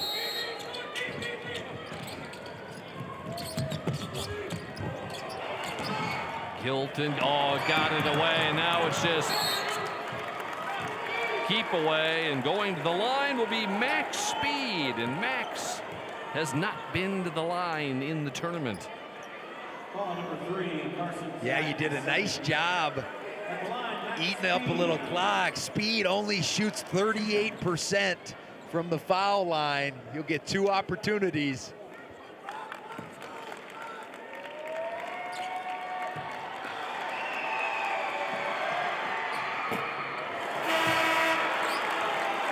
In for Groton area is Bozema.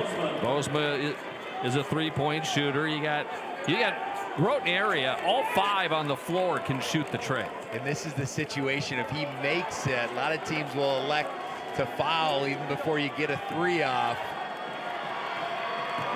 But if he doesn't make it, you don't want to foul. Oh, big basket by Speed. Same spot we were late in the 4th quarter to tie it.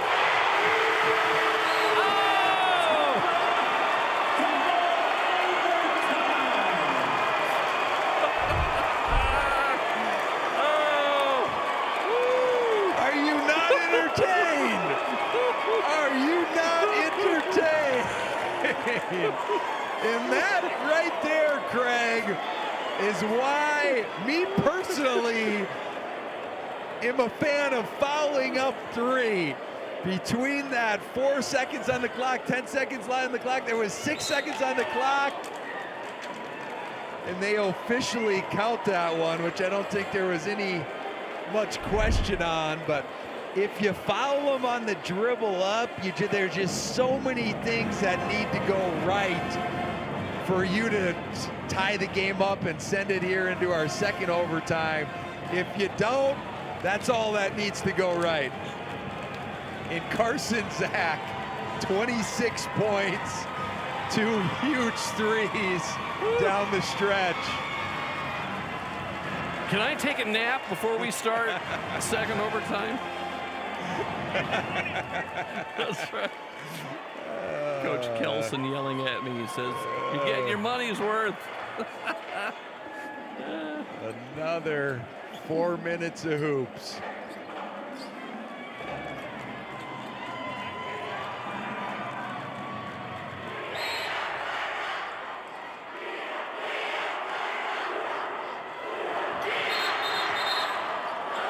By the way, the record for most points by one team in a consolation game, 107 points. Tri-Valley did that back in 1987.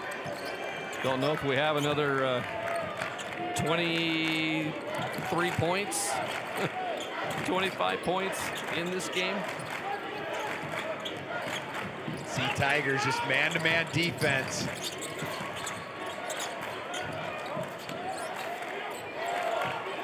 Gilton playing with 21 points. Wald.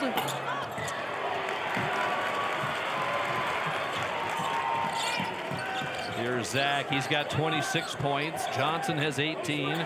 Tracy with 15 for Groton area. Tried to clear the quick. Johnson hits the tray. Banks it in, and he's fouled. And that is their 12th 3 of the game. Both teams 12 made threes. And they ran. Ryder Johnson was the back screener, set a down screener, got him cleared up. The chance for the 4-point play. Ryder's first trip to the line in the second half.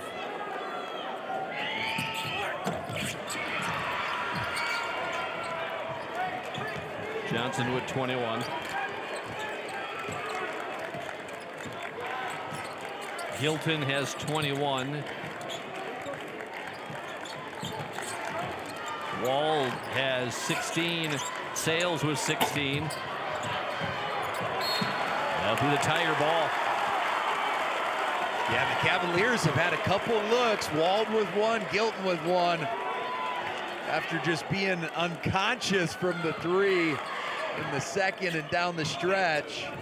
0 for 2 here in the second overtime.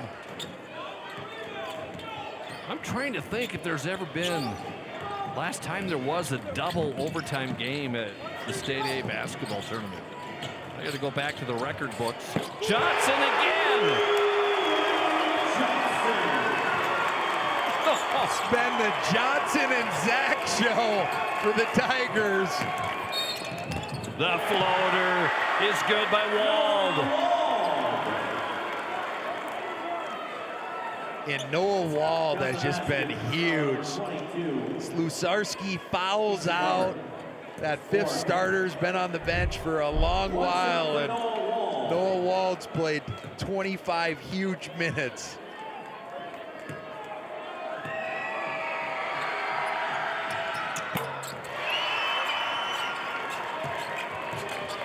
$19 for Wald.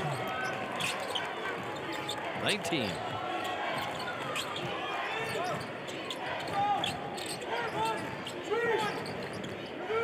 Wald is guarding Johnson. Got cut off by a screen, but he lost the ball. That was a good job staying in front, leveling off the drive, and tried to feed it to a cutting Ryder Johnson. Just couldn't control that pass.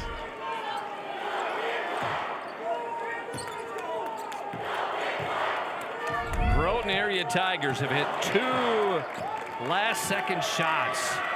End of the 4th quarter, end of the 1st overtime to get us here into the 2nd overtime.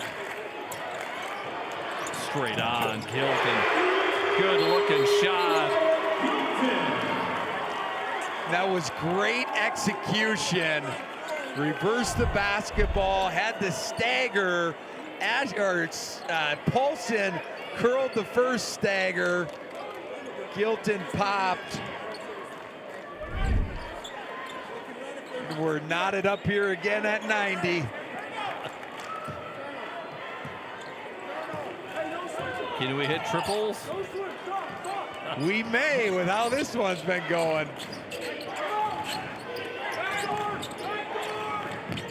Johnson against Gilton.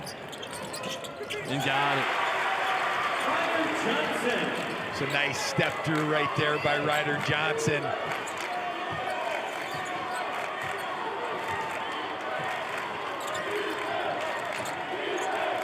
Only one timeout for each team here. Wald. Noah has been huge in the second half. And in overtime. And he's only a sophomore. Noah Wald coming up big.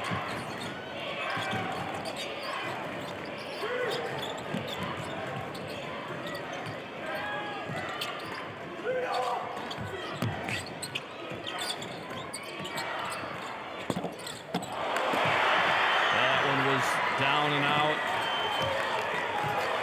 He's got the game and shot clock pretty well evened up here. We'll see if Coach Young elects to He's saying use a go for timeout. one. He's saying go for one.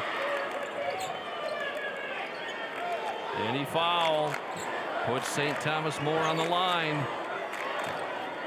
He's got to be sure with this basketball as it comes down. Yeah. Now the timeout by Young. 60-second timeout. Yeah, wants to get his group a little bit more organized. There are times where I think there's benefits, especially when the game's knotted up. The very least you're going into a third overtime, but to not allow to not allow the defense to get set up, get their matchups, talk about how they're handling, if they're going to switch 5 ways, or if they're just going to switch legs, or if they're fighting through. But it just depends on your team and how you want to operate. Here's the reset. Cavaliers out of timeouts. Both teams in the bonus. The Tigers with 1 timeout. Yeah, and the one thing that you always got to be aware of in these situations, if they shoot it early enough that you give yourself a chance for a tip in, it's sometimes it can be that second opportunity and not the first one. So if you're Groton area, not only you got to defend that first shot, but you got to defend that second one. But if you're St. Thomas More, you really don't want to shoot it with too much time left. Who's going to take the shot? And there is a 1 second differential, so you got to be playing off the shot clock. Oh, I imagine Gilton or Wald. Wald. Yeah. Walton or excuse me, Wald or Gilton.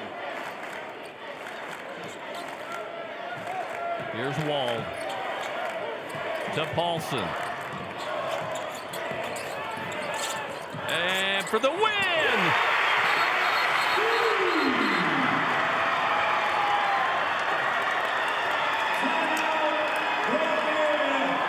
They're going to look at this. They're going to look at this last shot. And the shot was good, plenty of time, but they're looking to see there was a timeout taken by Coach Kelson on the make. And I think there's going to be roughly about 1.2, 1.3 seconds left in this game. Groton area had switched back into the 2-3. St. Thomas More didn't have anything sweet. Paulson attacks, loses control of the basketball, and Max Speed, as he's been a couple times today, right place, right time. Looks like there's going to be 1.2. Yep, you called it there, Nate. About the first time I've ever been right in my life there, Craig.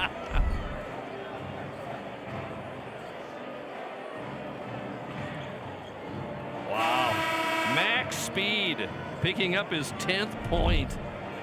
Might have been the biggest point he's had in a long time.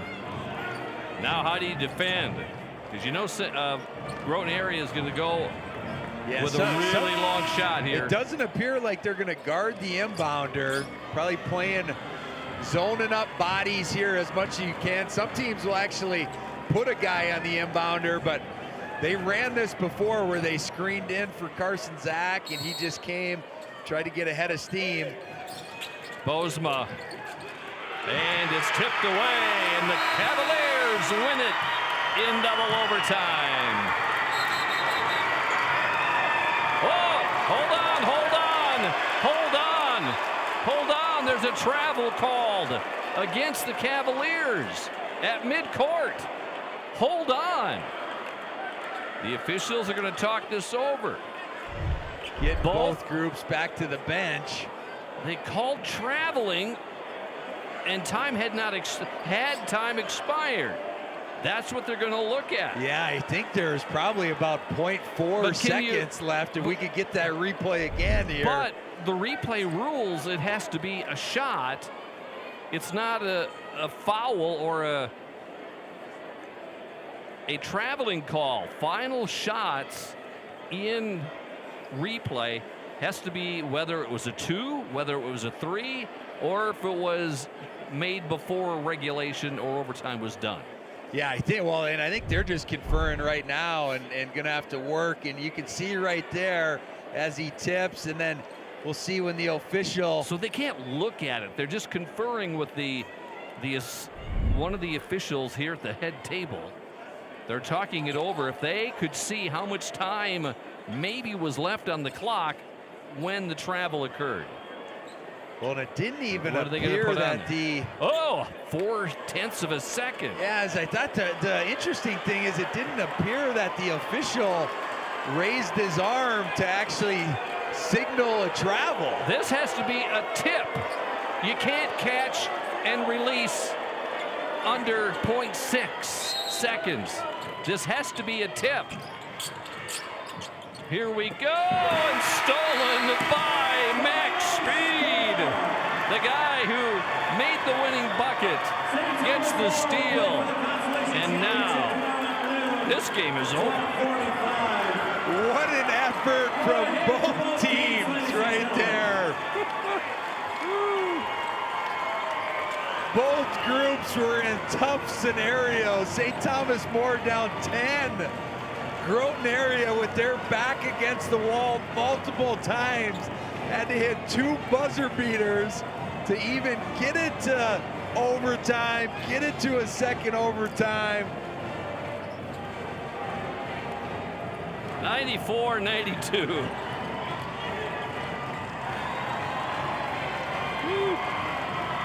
More to come from Rapid City.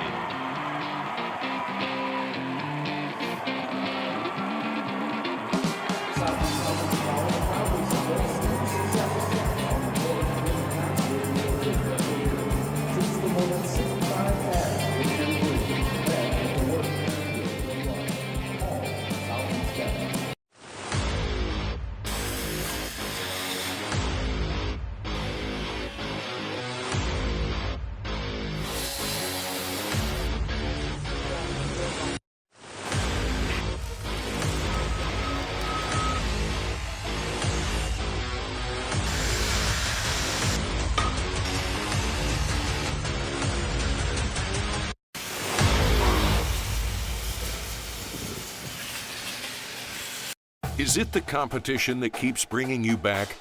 The long-standing rivalries? Or is it seeing friends again and cheering on your favorite team? At First Dakota, we're here for all of it. We appreciate the fans, the players, the coaches and officials, the concessions crew.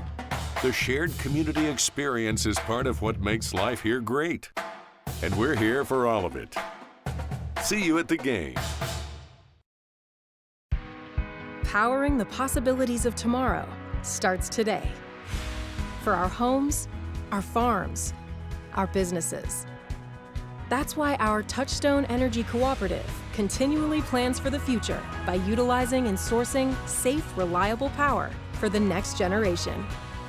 So we can power possibilities long into the future. Touchstone Energy Cooperatives, powering possibilities.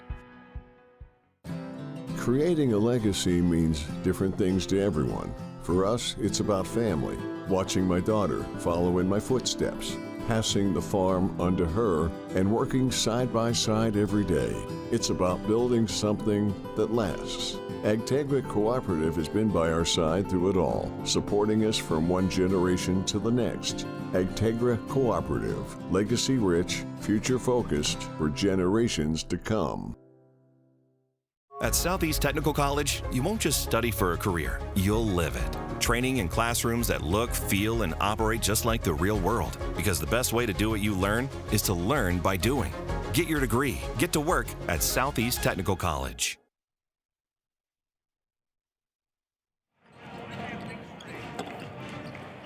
Well, 186 points scored in this consolation game between St. Thomas More and Groton area. Ryder Johnson, that was the shot to send the game into overtime. And then in the first overtime, both teams getting some baskets, but it came down to a late three-point shot by Carson Zach. Virtually in the same scenario. There's the shot here that sent it into a second overtime. And then Johnson gets fouled on a three behind the arc. 4-point play. And this time, St. Thomas More getting some big-time baskets by Gilton, and the biggest one coming by Max Speed a little late in the second overtime to secure the win. And this was the basket that gave the Cavaliers the lead, and then the steal, a travel, and then a last heave from midcourt. Oh. And 6 guys in double figures for the Cavaliers. Gilton 24, Noah Wald was huge with 21, a host of others. On the other side, both Carson Zach and Ryder Johnson, 26 points apiece. Keegan Tracy with 15 just came up a little bit short. Both groups operating at a really high clip offensively. This was within 13 points of a tournament record with most points by both teams in any game. The record was 199 points. Tri-Valley and Mulbridge back in 1987 when Tri-Valley scored 107 points. So this one was close to being big-time record breaker. In 13 threes apiece for both groups. Groton area, 13 of 23, 56%. St. Thomas 4, 13 of 30, 43%. Neither team wanted to lose that one. We have another consolation semifinal coming your way. Cheyenne Eagle Butte and Stanley County coming up.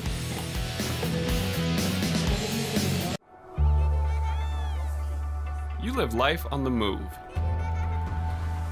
While you determine what direction that may be, we're here to help along the way. So go. Go with values. Go with friends. Go with support. Go with convenience.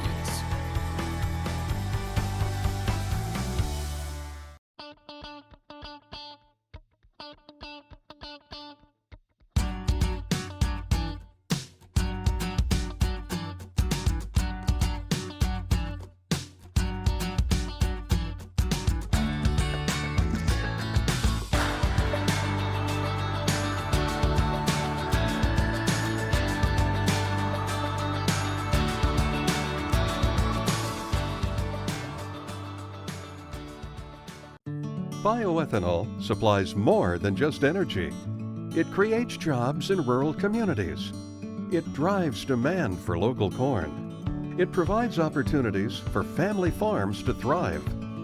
To ensure agriculture plays a leading role in the efforts to decarbonize and transition energy, bioethanol remains at the forefront of a pursuit for a cleaner, brighter future for all Americans. Learn how at sdethanol.com. At Muth Electric, we don't just power projects, we empower people. We invest in training, mentorship, and career development opportunities at every level. Because strong careers build strong communities. Your future is bright with Muth Electric. Muth Electric now hiring.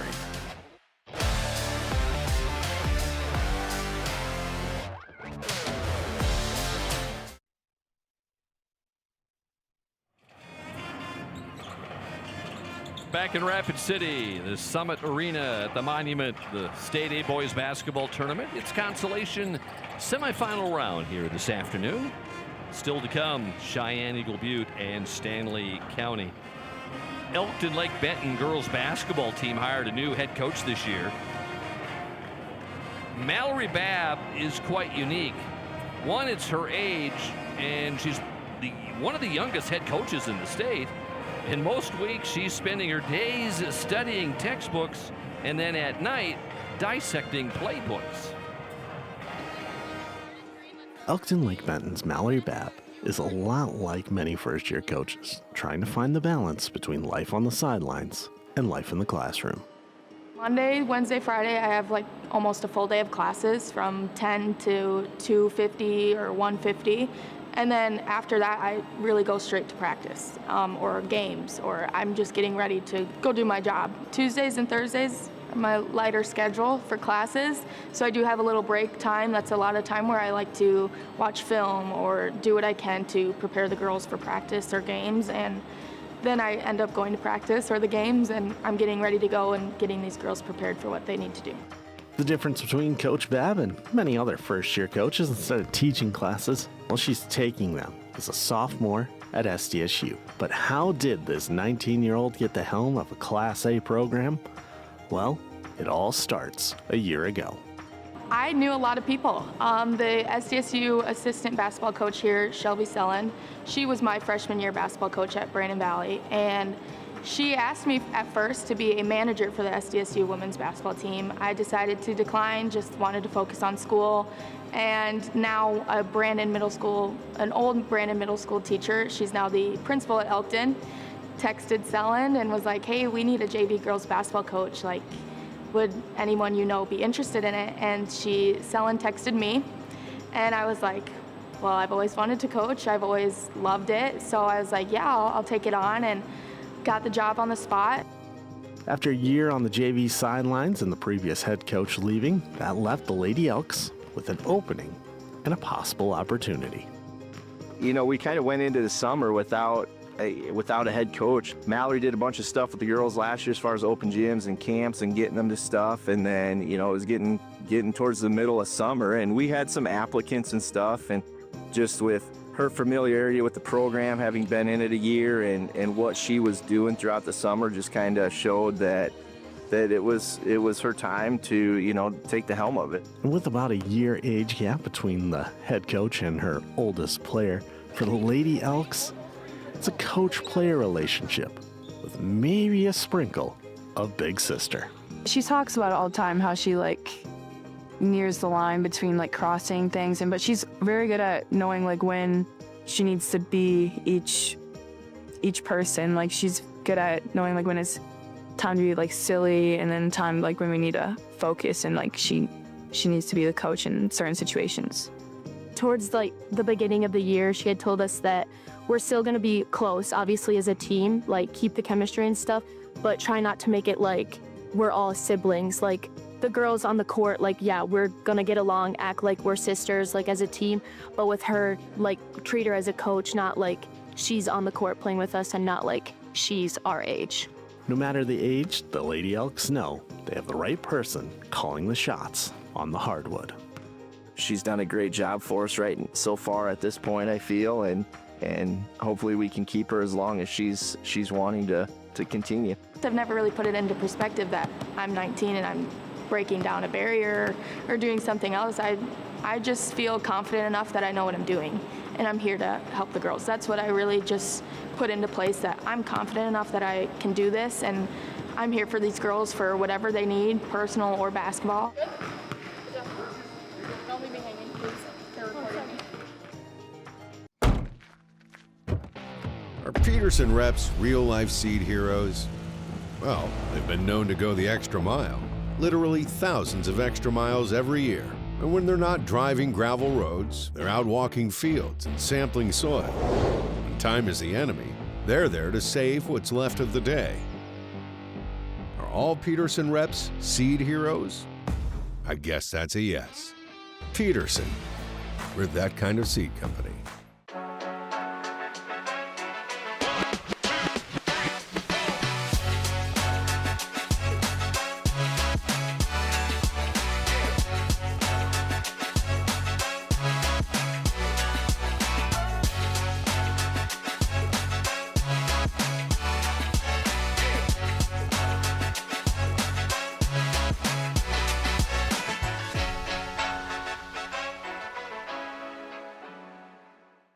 South Dakota, a state shaped by its people.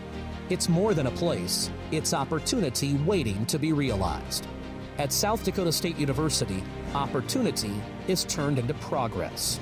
Through research, education, and a community that inspires, SDSU drives the future of this state. We're not just here, we're taking action with purpose, trust, and impact. This is SD State. The story of Leopold and Loeb is the story of the original crime of the century. these two privileged boys killed another boy from within their community, and we have no reasonable explanation for it. They're going to create the perfect crime. It's fun for them. Deadly Alliance, Leopold and Loeb, on American Stories. Tonight after basketball on SDPB.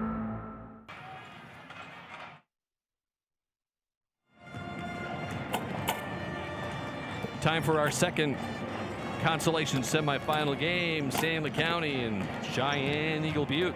Stanley County making its third appearance at the state tournament, first time since 1997. They were third back in 1997. And the First Dakota Bank starting lineups. And the Buffaloes, led by leading scorers Eddie Duffy and Paxton Deal, joining them in the lineup. We got Caldwell inside, Bright Tag, and Brendan Bothwell. And the head coach is Joey Fisher. For Cheyenne Eagle Butte, making their 17th appearance. First time since 2014 for the Braves. And the First Dakota National Bank starting lineups. Leading scorer, guard, #1, Damian Clown. Joining him, Levi Elk Nation, Nehemiah Vio, Nicholas Woods. And then their version of a forward center inside, Destin Straighthead. Follow SDPB Sports on your mobile device. We're on Facebook, Twitter, Instagram. Catch all the action and award photos. You search SDPB on Flickr. Well, we've had a breath. We've taken a nice breath. We, after our double overtime earlier consolation semifinal. Let's get to this one. Let's meet the teams and the players. Here's Scotty Jensen.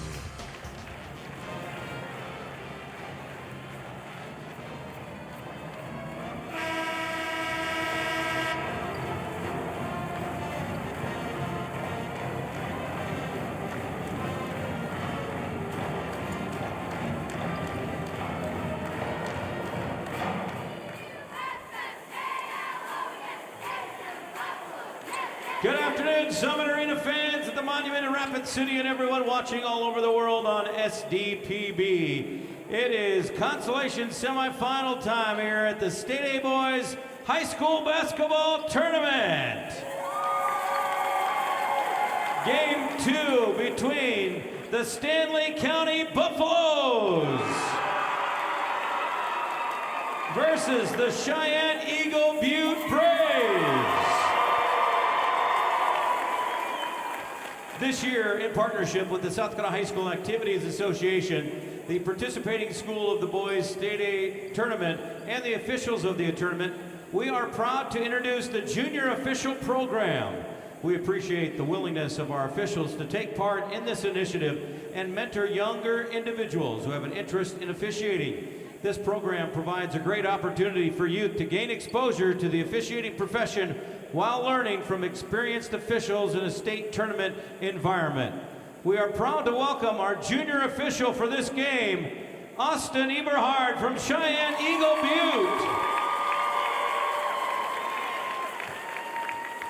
Our officials for game 2 today, the referee is Aaron Entriger. The umpires are Scott Mack and John Bohr. And now introducing the head coaches for each team. The head coach for the Stanley County Buffaloes is Joey Fisher. The head coach for the Cheyenne Eagle Butte Braves is Galen Eberhard. And now, ladies and gentlemen, let's meet the Channel Seed alternating starting lineups. Starting with the Buffaloes. Starting at guard, a 5'8" senior #4, Brendan Bothwell.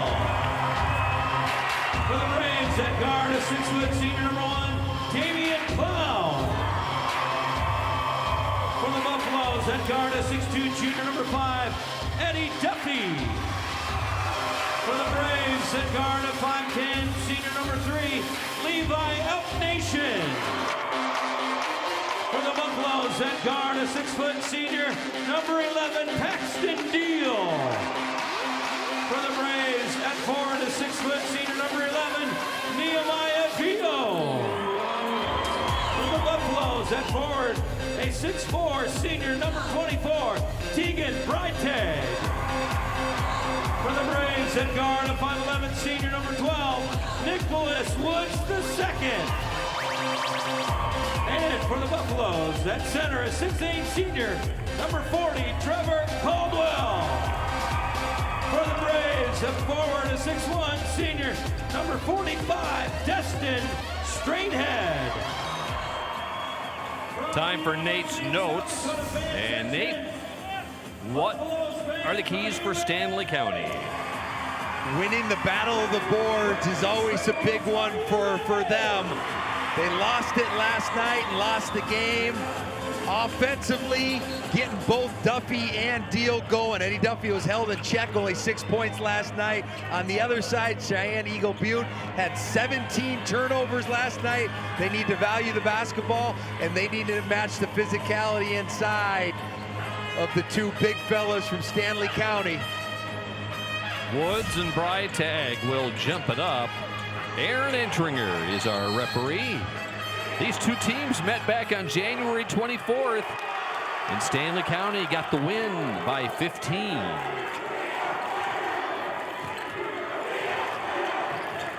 Stanley County, Paxton Deal had 15 points in last night's game. Breitag was so physical last night. Could see that 1-3-1 flying around, creating an early turnover. Here's Elk Nation. 13 points a game. Had 10 last night.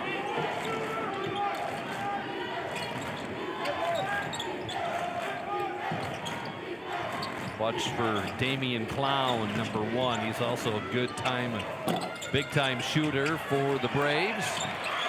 You can see Caldwell just going over Straighthead's head right there for the ball.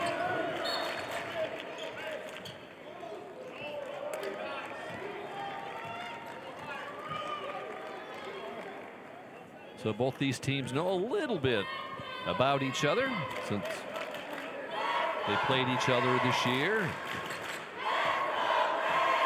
Yeah, and we'll see if the Buffaloes can get Eddie Duffy going. Averages right at about 20 points a game, and he was held in check much of last night, only 2 of 15. That's Nicholas Woods with the rebound. Here's Clown. He had 3 of those last night. Welcome sight right there for the Braves and Coach Eberhard, him knocking down an early one. And you can see how quick a release as Duffy answers. Yeah, I'm sure Eddie was thinking all night last night. You know, he averages 19 a game, only had 6 points, wants to be a producer today. And you gotta give credit to that Clark Willow Lake defense last night, as they were pretty much face guarding him the entire game. Damian just hits a 3 from the other side of the court. Yeah, we're going to probably see a bunch of those with Stanley County in their usual 2-3 zone, and then Cheyenne Eagle Butte a little more of a 1-3-1 alignment, but their own zone defense.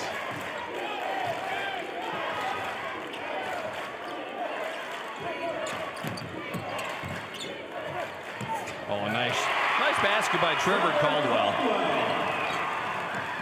That was a nice find there by Brendan Bothwell.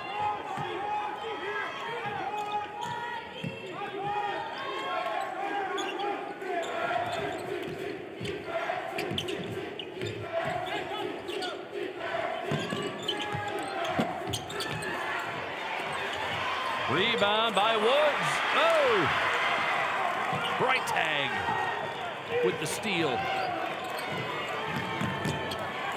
Nice runner by Duffy, and the timeout taken by Eberhard. timeout was taken by Cheyenne Eagle Butte, so we'll keep things right here. By the way, got a note here that we'll share with the Cheyenne Eagle Butte boys basketball team. They'd like to say hello to all the fans that couldn't make it to the state games this week, especially the elders at the Medicine Wheel Village. So hello to the fine folks out there. Yeah, such a special thing when your team who qualifies for this stage in the state tournament, and both groups obviously certainly going to quarterfinal games, wanting to advance to tonight. But anytime you get an opportunity to play a game like this in an environment, facility, and you can hear the crowds behind us, it's a unique memory.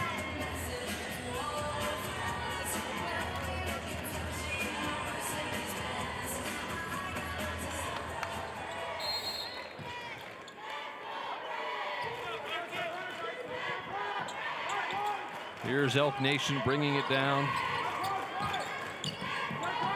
leading the point. Good look at it.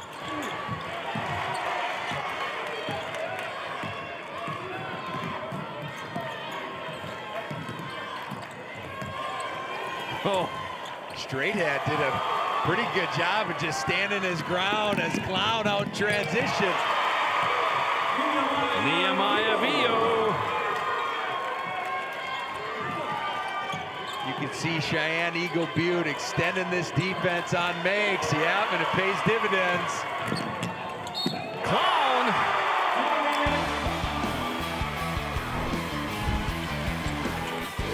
The end one coming up after the break.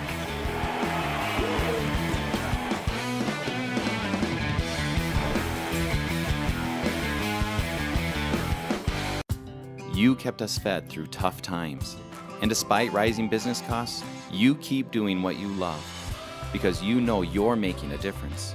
No matter the challenges, we're here to help you navigate the highs and lows to grow your business, to improve your land, or to buy new equipment. We all rely on you, and we're just happy to return the favor. Go with Allies. Go with trust. Go with Dakota Bank.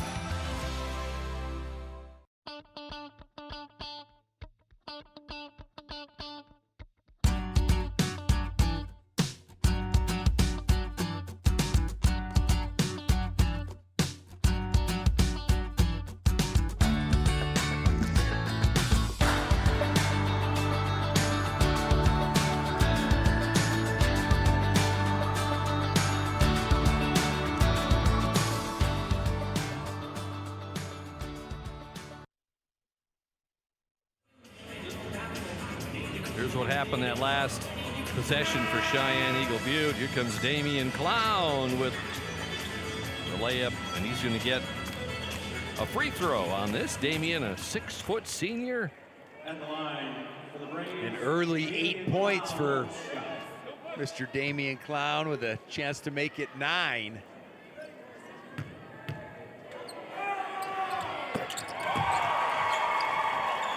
And the pressure from the Braves.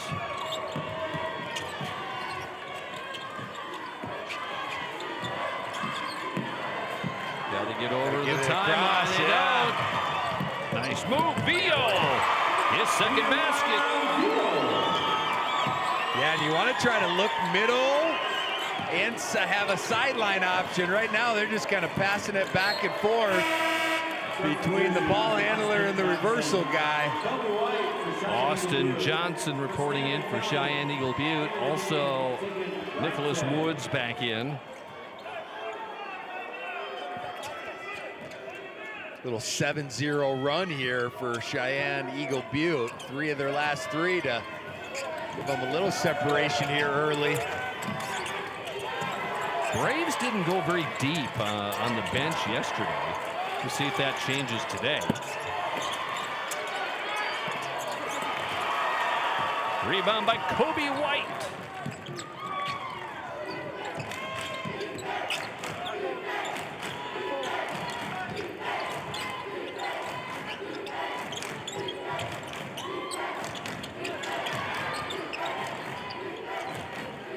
little patience from the Braves. Straight on look by Elk Nation, and Levi hits his first three. In a big one there, just with that Damian Clown on the bench there. In Elk Nation, second leading scorer coming into the tournament, just over 13 a game. There's Eddie Duffy again from three. And they got Duffy going now. Paxton Deal 0 of 3. It was kind of the reverse last night as they get an easy one there from Kobe White.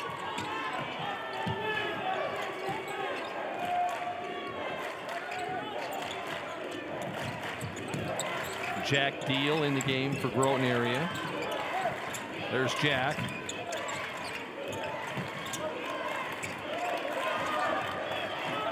Eddie Duffy is their #1 3-point shooter as Freitag lost it. In for Stanley County is Brendan Bothwell. It's nice quick hands from the Braves right there, digging down. They don't have anybody that just body for body, especially with Straighthat on the bench, can handle Freitag in there. So it's got to be a team effort.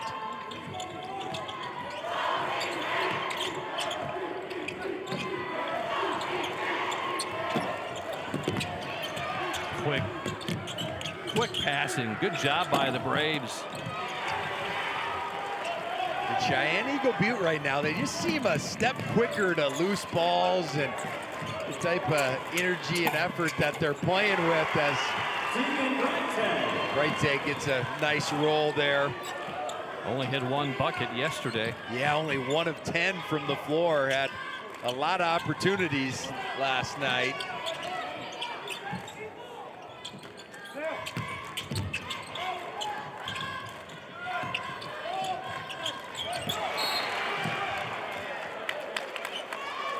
Foul on the Buffaloes.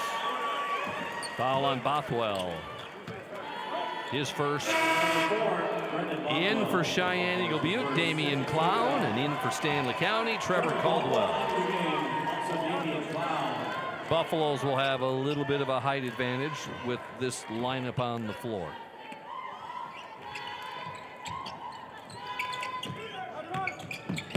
Clown.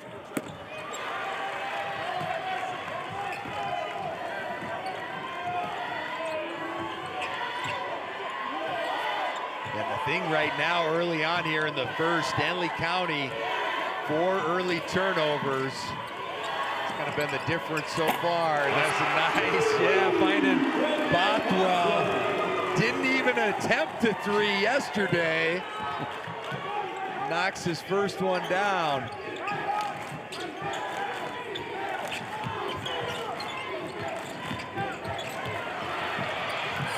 It's going to be a jump ball or a timeout.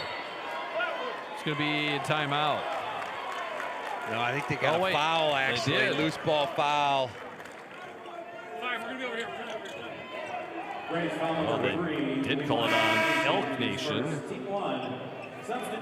Yeah, that was ball. You had maybe a jump ball, and you had one coach yelling timeout. Yeah, that was a point of emphasis, I believe, a couple of years ago, those loose ball fouls. And the first one that has it, and that second person that's diving in, if there's contact, they call that a lot more than they used to.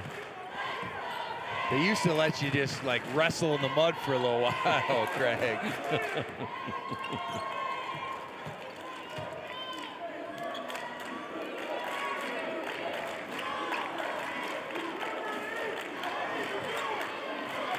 Shot clock off here as Stanley County holds for 1.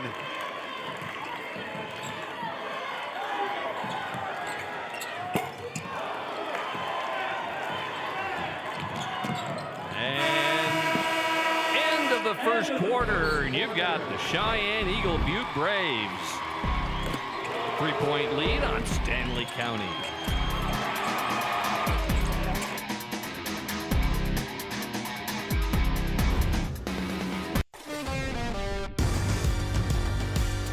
You're committed to building relationships, to exceeding expectations, to serving your community. Your financial partner should share your vision and your values. For 130 years, we've stood by South Dakotans. We've been there, we'll be there. Convenient, connected, committed. Bank West, member FDIC.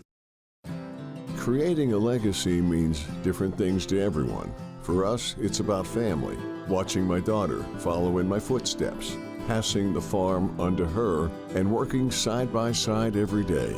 It's about building something that lasts. AgTegra Cooperative has been by our side through it all, supporting us from one generation to the next. AgTegra Cooperative, legacy rich, future focused for generations to come.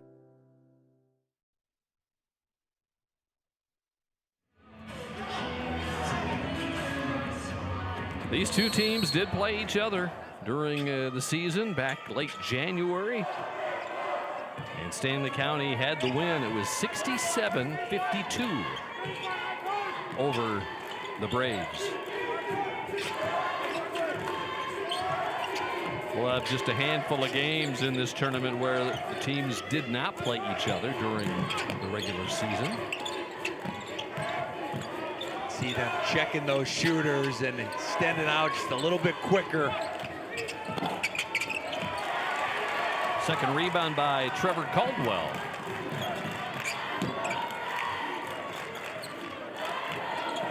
The post up by Breitag. And there's Paxton Deal. Paxton, he had the hot hand in the first quarter yesterday. Nice inside out action right there. Breitag, and that's the thing. Anytime you're playing, especially, well, whether it's man or zone, but especially zone, those inside touches can really relax things. Second tie of the game.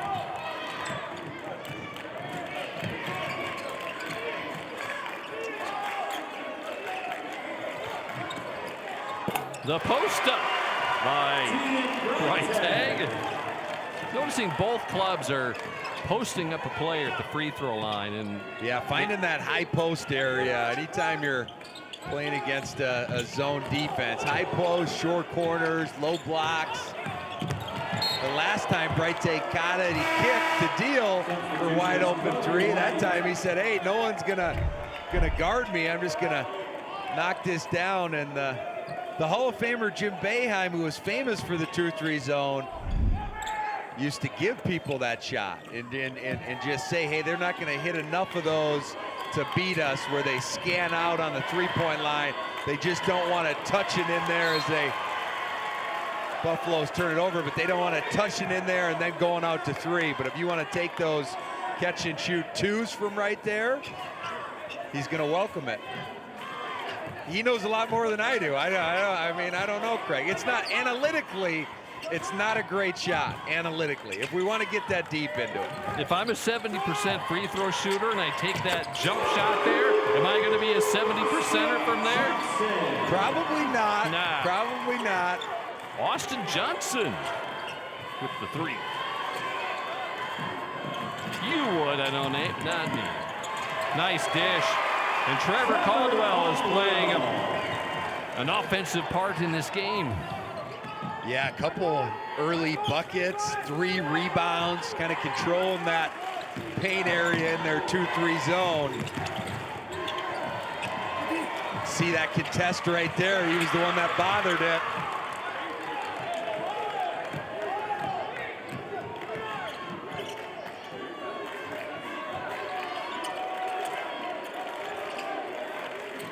There's the post again. And Breitag is going to go to the line. He's showing a little bit of everything when he's caught right there. Finding teammates, catching and shooting, and there he puts it on the deck.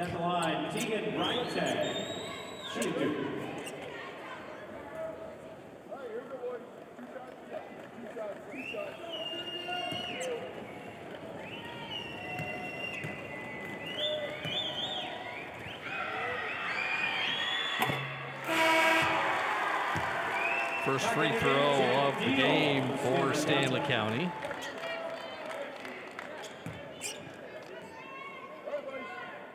Breitag was 2 of 4 from the line yesterday. Shoots it right, just a hair over 50% on the season.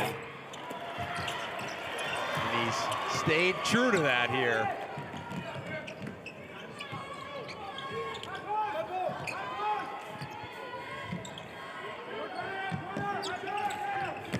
Nice post and a nice dish down low. Kobe White with his second basket. Nice ball movement. If you're not going to be a scoring threat, that's what you want to look at. Block areas and then opposite wings. Here's Jack Deal, blocked. It will stay with Stanley County when we come back.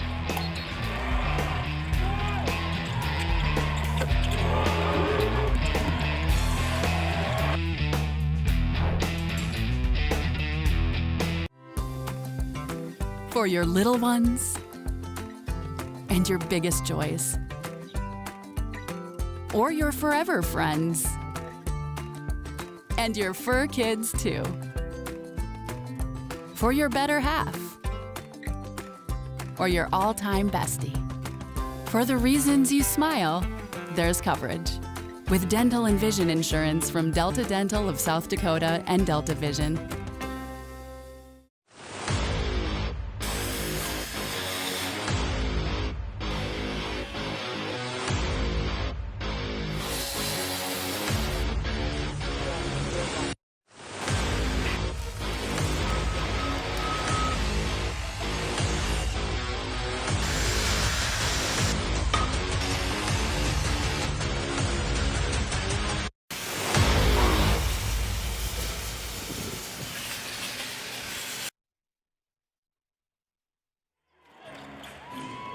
Our second consolation semifinal of the day, and a great crowd.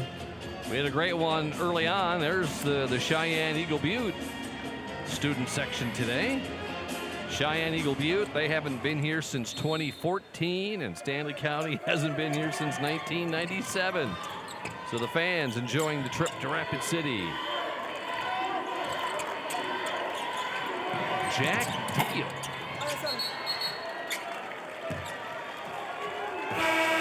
Breitag back in for the Buffaloes.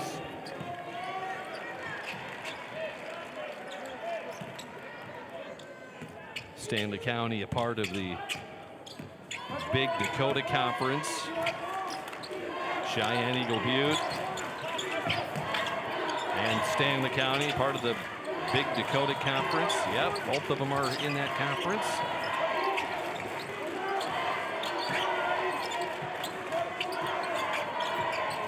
See them trying to Elk Nation direct in traffic against the zone.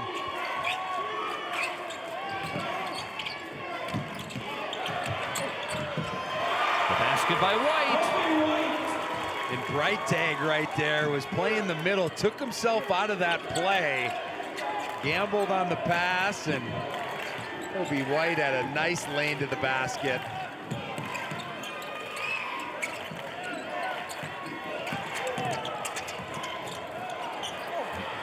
Breitag is fouled, and I think that's on Kobe White.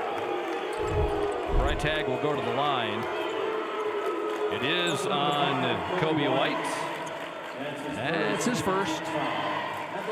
So here's Teagan, 1 for 2 from the line today.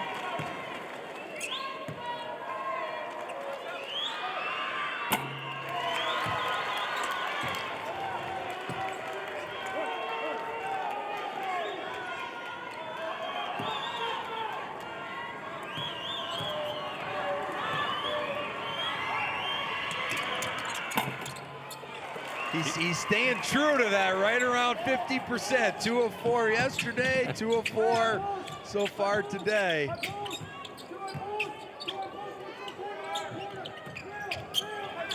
You can really you can hear the Buffaloes. They know where Damian Clown is on the floor each time he touches.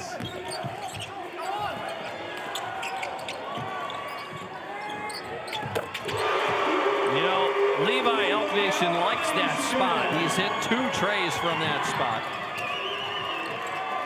No one was on him. Gonna take it. A loose ball situation right there as they find Eddie Duffy. And that's going to be a push on the Braves. And that's on Damian Clown. His first. For the Buffaloes, here comes Brendan Bothwell and Trevor Caldwell.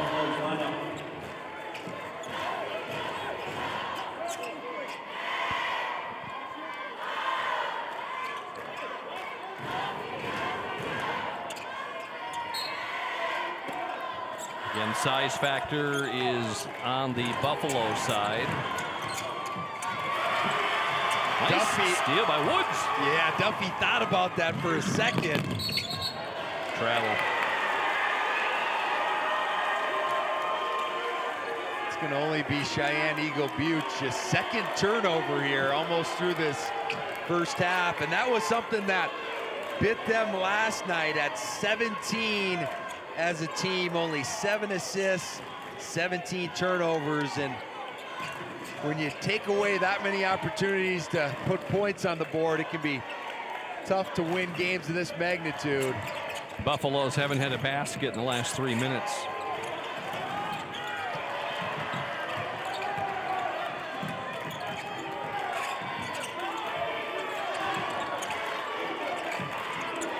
The Braves defense has been scrappy. Yeah, on the other side of things, that's their 7th turnover. So the Braves are kind of flipping the switch from last night. Elk Nation.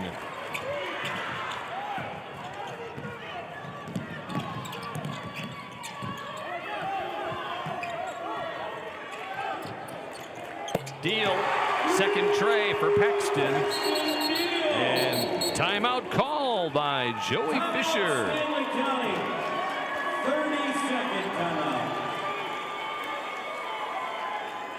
Feeling stressed out, left out, or just done?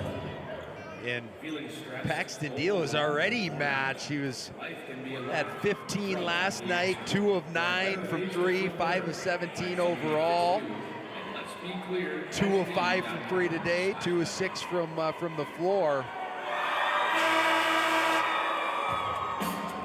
Both teams right now getting some pretty balanced scoring output. They both got 5 guys that have chipped in and are in the score column.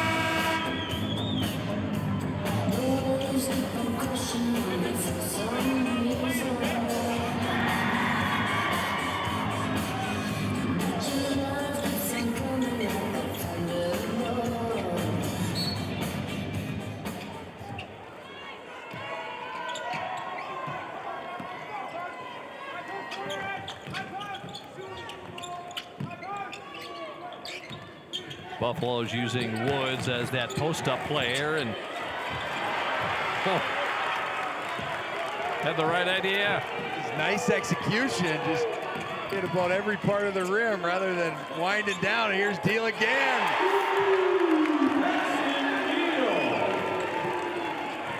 Nine points. Number 2 on the team. Hit 51 trays during the season. Clown, good look shot there. That's his 3rd 3. Clown now with 57 trays on the year. It's not surprising to see, even compared to yesterday. I think a lot of the times you get to the second day of the state tournament, there's a nice spin from the big fella Caldwell. Little finger roll. But you get to the second day, you're a little bit more used to the environment. You probably got that first day jitters out. Things really seem to open up shooting the basketball.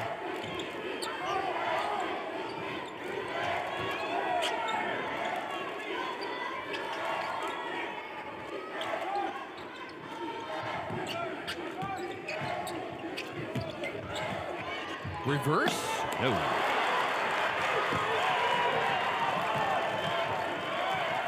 Both teams almost doubling their output here in the first half of the game. Both teams were right around 16 or 17 points at the end of the first half.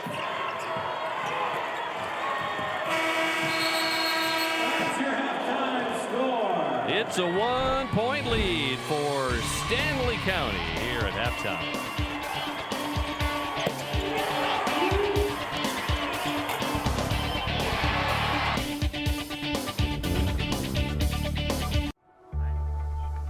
As much as you have accomplished, there are times you'd rather not go it alone. While you determine what direction you go, we're here to help along the way. So go. Go with community. Go with neighbors. Go with understanding. Go with support.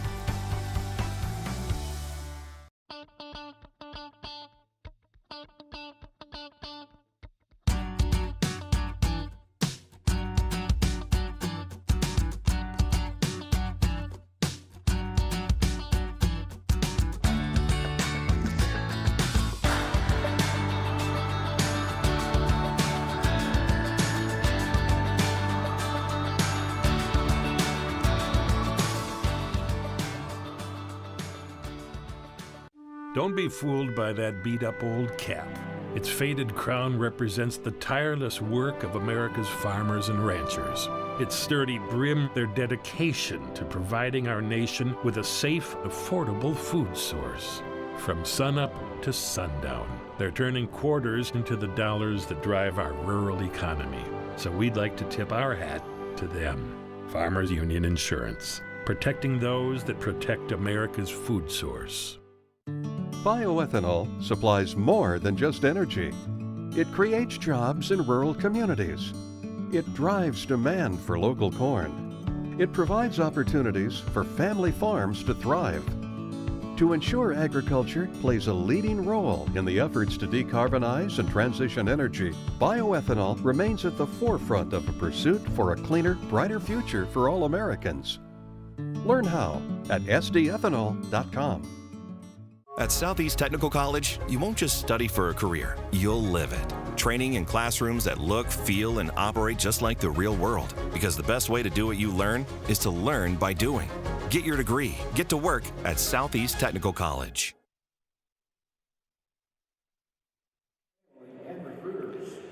Consolation semifinals this afternoon, and at the break, it is Stanley County on top of Cheyenne Eagle Butte. Life can sometimes feel like a roller coaster. It can have its ups and downs, and certainly uncertainty around every corner.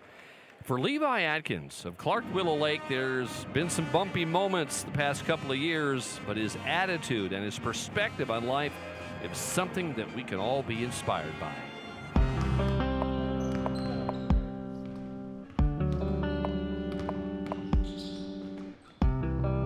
I grew up, my dad played and my mom played, so I grew up around basketball, and that's kind of what runs in my family. I mean, my little brother plays, just everybody in the family plays. So now I might not be the best player on the court, but I like to stick with it. It just brings me a lot of joy to be able to go out there and go play the game.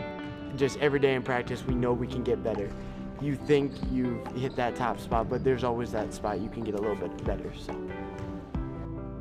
Levi Atkins is a senior this year at Clark Willow Lake. While he's certainly enjoying his final few months in high school, it hasn't been easy. The summer in between his sophomore and junior year, he received news that no kid should ever have to hear. Fighting sickness for like the first 3 months of summer, and we were getting into August, and I just couldn't get over anything. And it was about August 6th that I had to go into the hospital. And when the news broke that I had AML, it just shook my family. My mom broke down. I broke down. It was probably some of the worst news I've ever gotten. I was in the hospital from that day on till March 3rd. At first, I think it was very emotional, especially for the kids in his class, to know that one of their own was diagnosed with leukemia and the big C word, and no one ever wants to hear that. And to know then have a kid have that. We knew that summer he had been sick for a while, We knew something was wrong. Things weren't right. And then when he came back and said that, our guys were kind of devastated by that, especially that senior group. Then they're a close group of guys. And they kind of all rallied around him a little bit. They went down and saw him a couple times in Sioux Falls. And I think that lifted his spirits, as well as the guys that went down there. Last spring, right around the time that Clark Willow Lake was making their push in the postseason, Levi received the news that lifted the hearts of everyone. March 3rd of 2025, I was officially released from the hospital. And then I believe it was 2 months later, maybe 3, I got the great news that I was officially cancer-free. So I've been cancer-free now for about 6 months. To add to it, Levi surprised the team by showing up on the final day of last year's state boys basketball tournament. I went into the hotel and surprised all the guys, and it was just a great moment. And when I entered or left the locker room, I didn't expect him to be doing warm-ups. And he was out there doing the warm-up line with the guys, and I think that brought a lot of joy to him and anyone with our guys. Even our parents, they became kind of emotional when they saw Levi out there. Throughout Levi's journey, he leaned on his faith. I just bought this a little while ago. It is a little cross that says Philippians 4:13, which is my favorite verse. I can do all things through Christ who strengthens me. I even wrote it on my tile in the hospital. It is a verse that has stuck with me throughout my journey, talking about there's no reason to give up. This guy comes to practice every day and he works his tail off every day. And he kind of knows that there's not a huge reward for him at the end, because he's not going to see a lot of playing time. But he takes every opportunity he can is to play the game. He takes every practice as an opportunity to play the game, whether it's in front of fans or not. That's what he's looking for.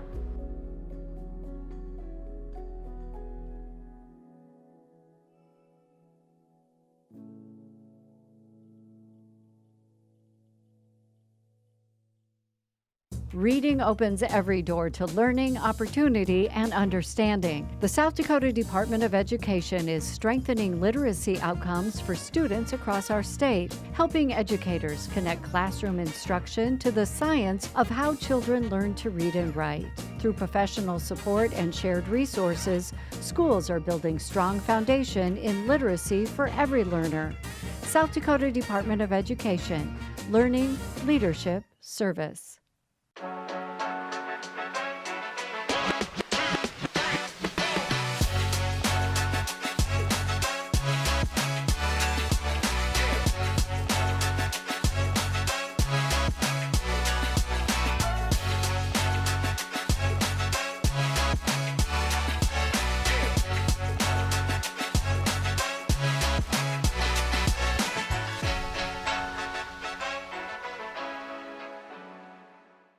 South Dakota, a state shaped by its people. It's more than a place, it's opportunity waiting to be realized. At South Dakota State University, opportunity is turned into progress. Through research, education, and a community that inspires, SDSU drives the future of this state. We're not just here, we're taking action with purpose, trust, and impact. This is SD State. Protecting crops. Agronomy Plus in Mitchell, Rock Creek in Howard, and Valley Station at Armour provide agronomy services, fertilizer products, and crop analysis systems, including Agronomy 365. This system helps manage your field's performance, supporting small-town communities while hiring and training local youth. Agronomy Plus in Mitchell, Rock Creek in Howard, and Valley Station in Armour, serving area producers and their communities.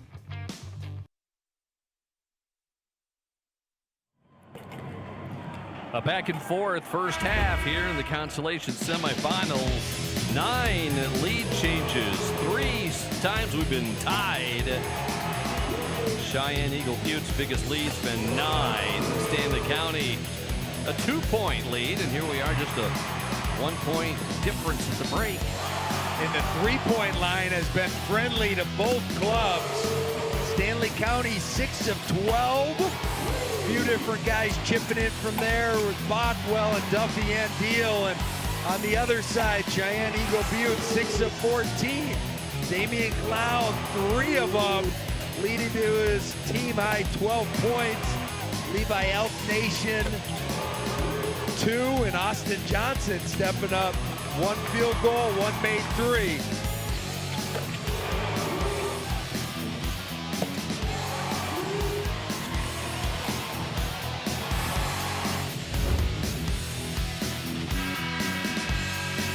Clown with 12 points to lead the way for the Braves. And for Stanley County, nobody in double figures, although you got Paxton Deal with 9, Duffy with 8.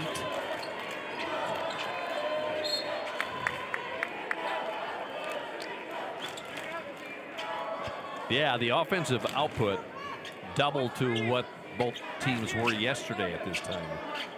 Yeah, certainly. And both of them, you know, Stanley County has had some turnover issues, but Cheyenne Eagle Butte, a big reason that the script's been flipped is only 2 turnovers in that first half. They had 17 yesterday afternoon. Toss to Paxton Deal. And the foul's going to be on Caldwell. Push by Caldwell, and for Trevor, that would be his first. Number 40, Trevor Caldwell for Stanley County. His first. Not a lot of fouls, not a lot of free throws. In fact, Cheyenne Eagle Butte only shot 1 free throw in the first half. Stanley County only 4. And for this Cheyenne Eagle Butte team, you know, operating against this 2-3 zone is, you know, different as they, Clown was thinking Elk Nation was still out there, but different than operating against that defense of West Central, which honestly has some of the best half-court defense in the Class A, period.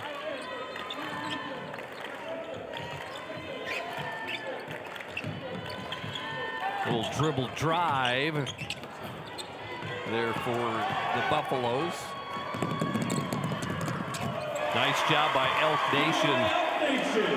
Able to use his body, shield the ball, get his 8th point. You don't often expect Paxton Deal. He had a really good look on that last possession to miss that badly. It was real long. That led to transition and a turnover leading to transition. Yep, Schrade had the kudos with tapping that out. Number 24, Tegan Breitag is first. And Breitag, the foul on Stanley County.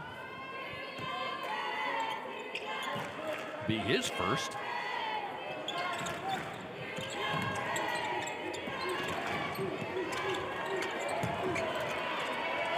Both sides getting used to the other basket here, I think. And there is Duffy. He's got 10. Got a few of those run-out situations here.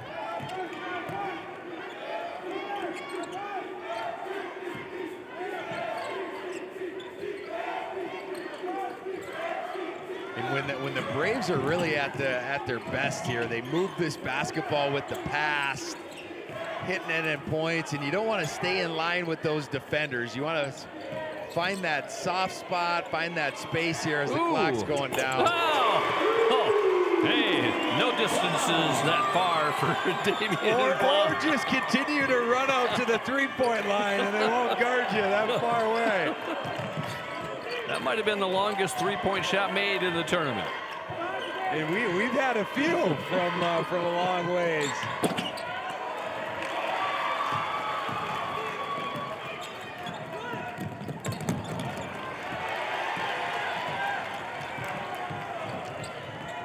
Trying to find Nicholas Woods in transition. Right idea. It's a little behind him. That's going to be a push on Destin Straightead. His first. And it would be his first and the team's first. For the Buffaloes, it's Weston Prince.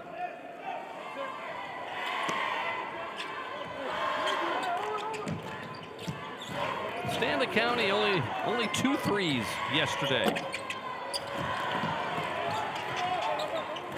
You can see both when Duffy and Deal shoot that basketball, It's rhythmic, smooth. Their overall technique is very good, and they both got quick triggers. You feel like each one's going down. Floater is good by Eddie Duffy. He's got 12. And it's nice to see Duffy, who was quiet yesterday, only had 6 total points. Their leading scorer really come out and show what he's capable of. Nice pass, and they get the roll for Destin. Destin Straighthead with his first field goal.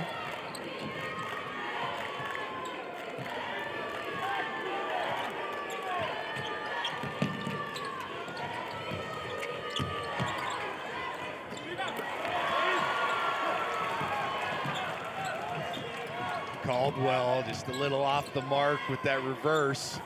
It's a good baseline touch against that zone.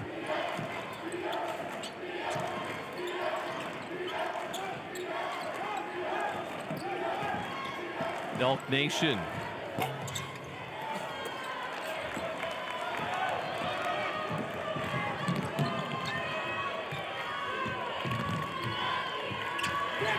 That was tipped. Oh, that's going to be a foul, and it's going to be 3 free throws for Deal when we come back.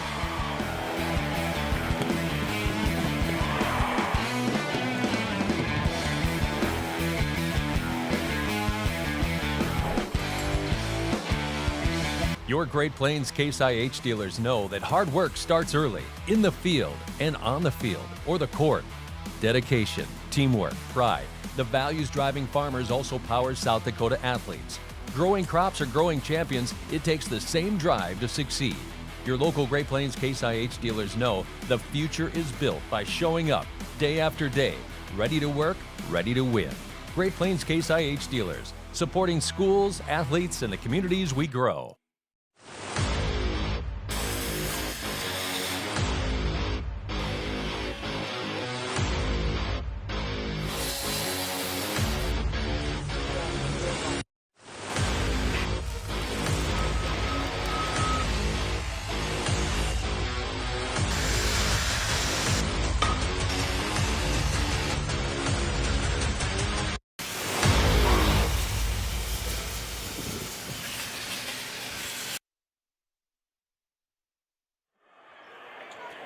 It's been 12 years since the Braves have been to the state tournament. We asked senior Damian Clown on the excitement of this being his first and last state tournament.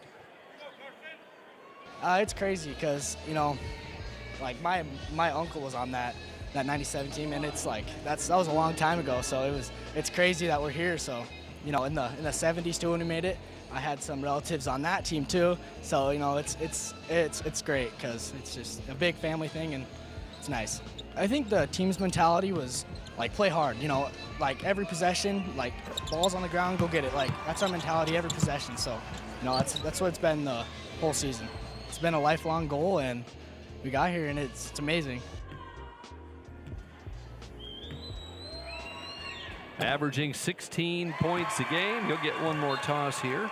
He's now in double digits. In for the Braves, it's Kobe White.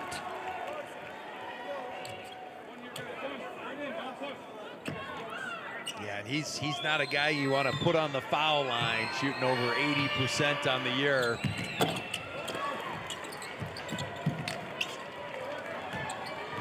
Shouldn't have said that. Did you jinx? I might have put the jinx on him. Our 4th tie of the game.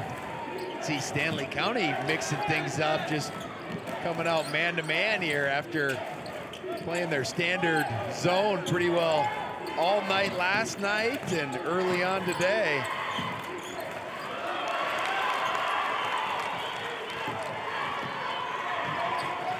Stanley County's biggest lead has been 2. The Braves' biggest lead has been 9.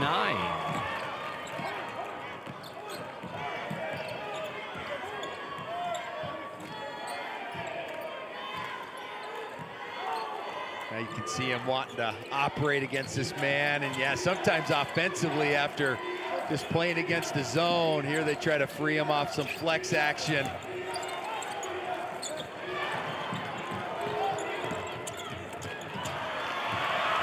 Steal by Prince.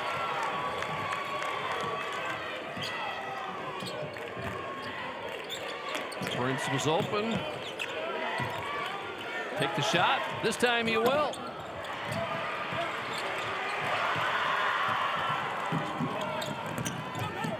White up to Elk Nation with the and one.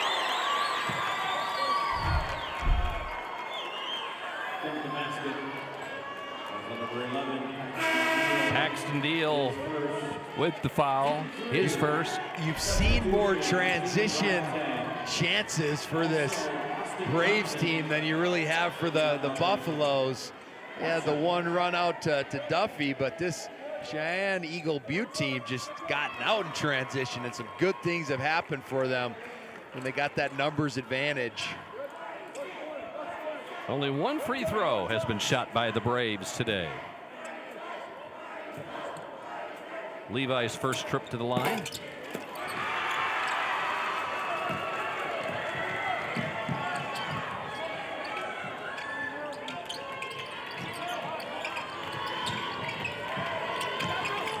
Quick passing around here by the Buffaloes. Right tag. Hitting Duffy. Great ball movement. It's a great opposite skip right there. You want to make sure that you're in line with that vision of the passer, and Duffy was.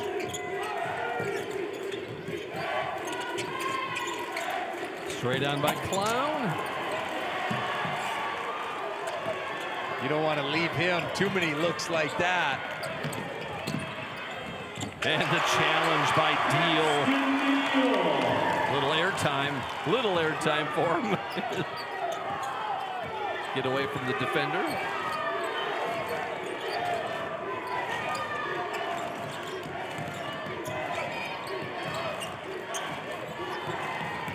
Elk Nation. White. No, right there's Clown. We'll call that a pass. We'll give him an assist.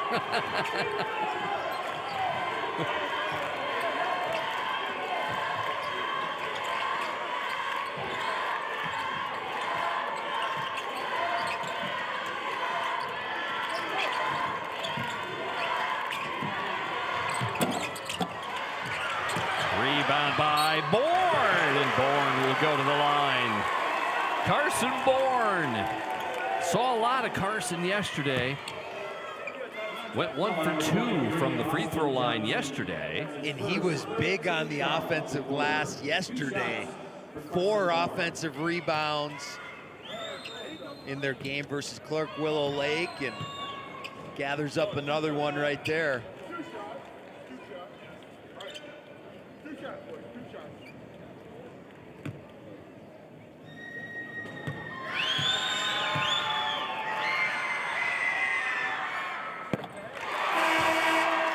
Bothwell is in for Stanley County. Went 1 of 2 from the line last night, and coming into the tournament, he'd only gotten there 7 times throughout the entire regular season. He's looking comfortable there. Yeah, yeah.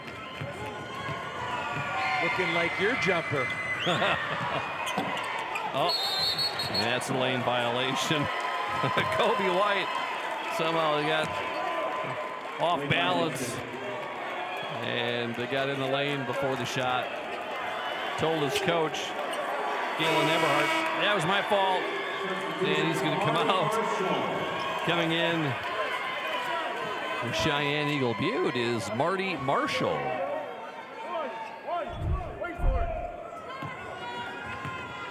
Yeah, just stepped in a half a count early here as Bourne gets another one. Jeez, and Marshall just did Marshall the same did thing. Yikes. And I think, you know, Bourne does have a little bit of a yep. Well, he takes that ball and he just spins it up, and I don't know if they're thinking that he's gonna shoot it when he does that, or Shouldn't matter, should it?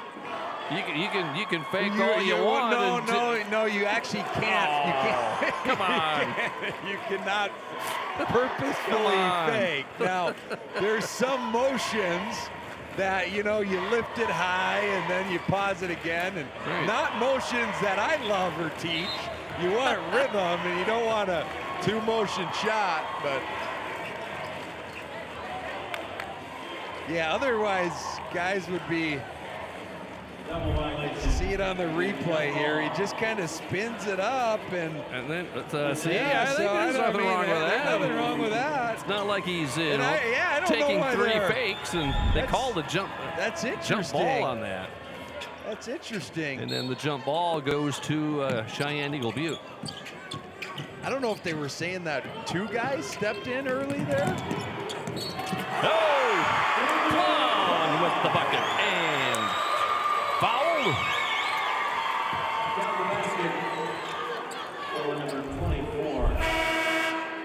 Good transition here by the Braves. Yeah, it's always good when that ball's not touching the ground a lot in transition. Quick split-second decisions, getting that thing moved ahead where it needs to be. Only the 3rd free throw of the game for Cheyenne Eagle Butte. 20 for Damian.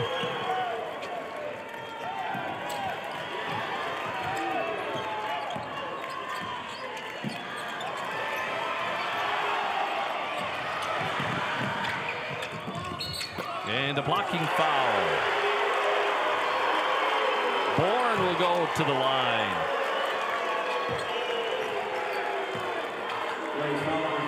Elk Nation was the one that tried to step in and take that charge. Got to give Bourne some pretty good credit. He kind of adjusted his body position as he went into the air. All right, watch out for Bourne's shot here on the free throw. Remember, it caused problems last time.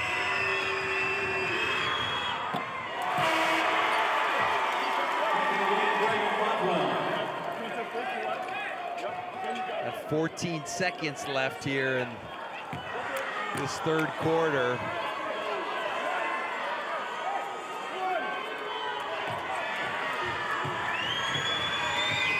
The spin.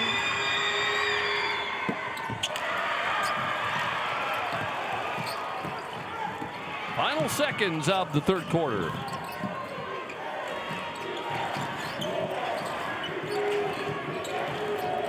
Elk Nation, yes, got it before the buzzer. Cheyenne Eagle Butte with the lead going to the 4th.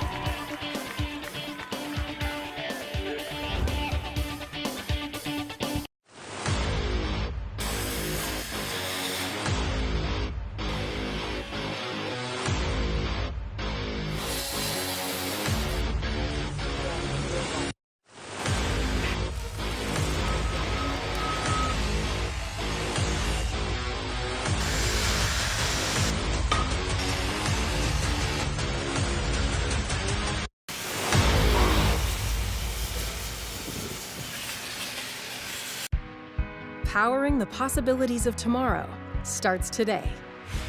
For our homes, our farms, our businesses. That's why our Touchstone Energy Cooperative continually plans for the future by utilizing and sourcing safe, reliable power for the next generation. So we can power possibilities long into the future. Touchstone Energy Cooperatives, powering possibilities.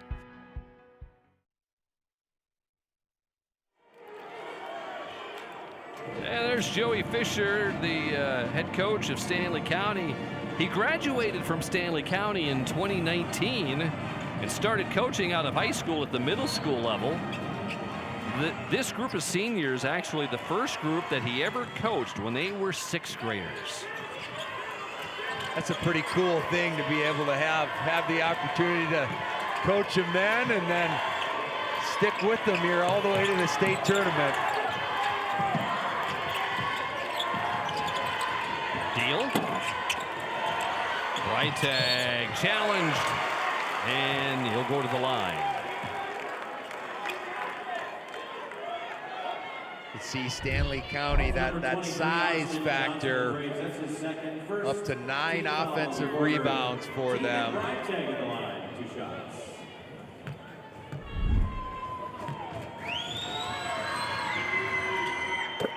And Coach Eberhard has played this smaller lineup. Haven't seen Straighthead out there, and he's their kind of version of some size. Only 6'1", but stronger kid.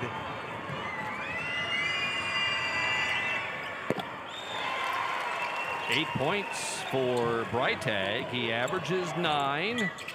Had just 1 bucket yesterday.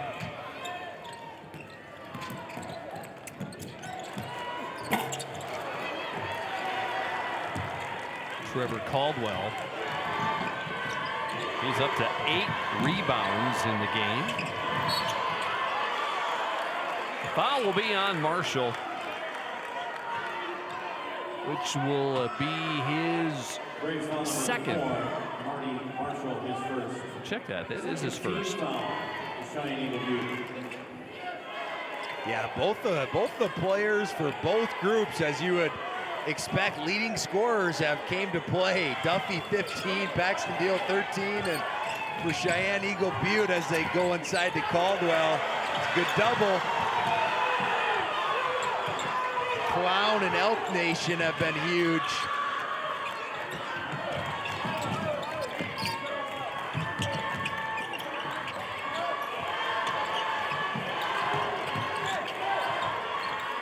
Whoa! You know, when you're playing that aggressive type defense, you know you get faked out. You gotta appreciate the urgency level though that this Braves team is playing with defensively, and they're just playing man to man. Both teams right now, as we've seen a lot in this tournament, switching up their defensive styles that they're playing between man and zone. But Austin Johnson coming out. Coming in for the Braves is Joe Malm. Oh, I'm sorry, it's Levi Elk Nation back in.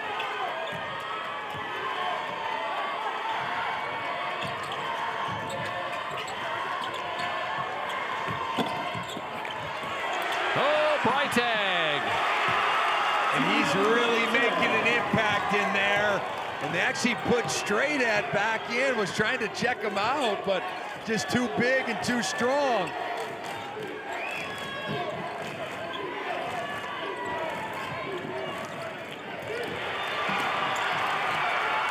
Tipped away by Breitag.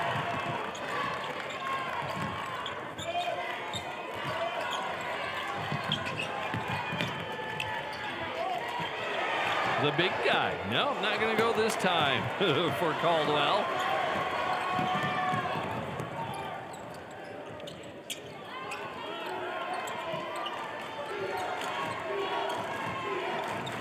Tight contest here, as Bothwell will pick up the foul. In for Stanley County, here comes Jax Hofteaser. Caldwell coming out. And both Caldwell and Breitag doing work on the glass. Breitag 12 rebounds, Caldwell has 8.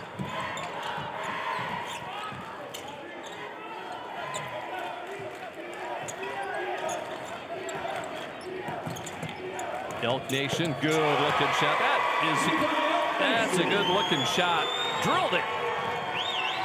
That was actually their first basket here this fourth quarter.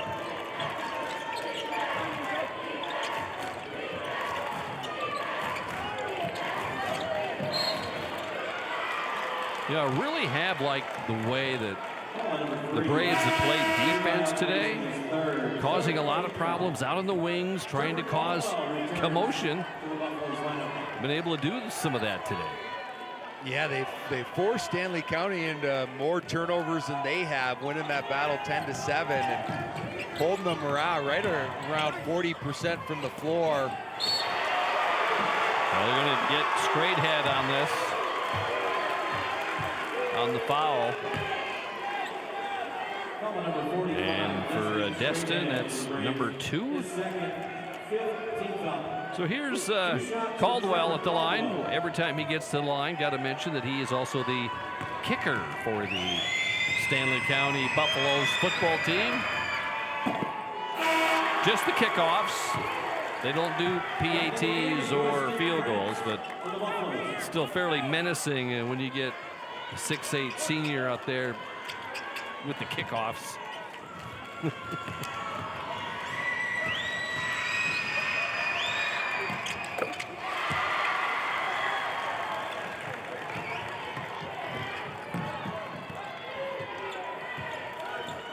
Caldwell gets a big one to knot this up. He was 0-2 last night in their game.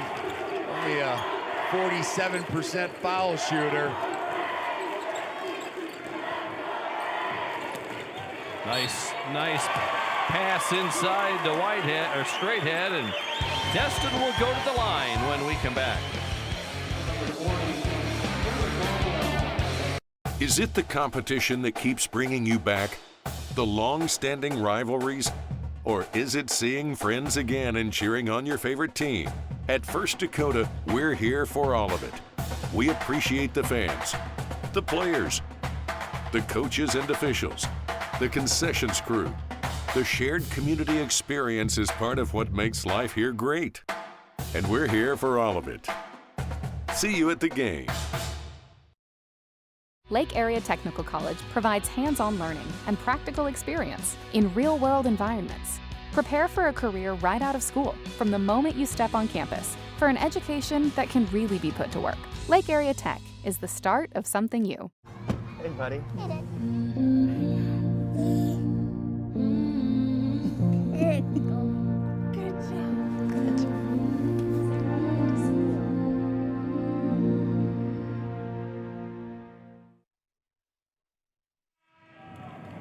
It's been 12 years since Cheyenne Eagle Butte has been here to the state tournament. Senior Damian Clown, we talked to him about the excitement of this being his first and last tournament. It's special. It's really special because I've been playing with these guys since 3rd grade, and to make it here has been our dream. And rankings don't mean nothing. It don't matter if you're number 1, number 2. We're just going to come out here and play Braves basketball, and we're going to give it our all no matter what. And, you know, hope for the best. I'm just trying to take it all in, you know, because it's my first and last time being here. So I'm just trying to take it all in and enjoy the moment. It means a lot because, like I said, we've grown up with each other playing basketball since the 3rd grade. And these guys are all my uncles basically on the team. All the coaches are my uncles. So it just means a lot because we're just such a tight family. So, yeah, it really means a lot. Both free throws from Straighthead.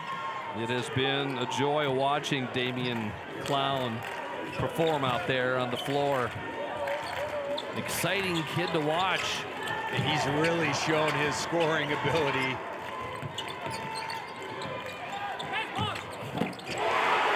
Paxton Dia with his 4th tray.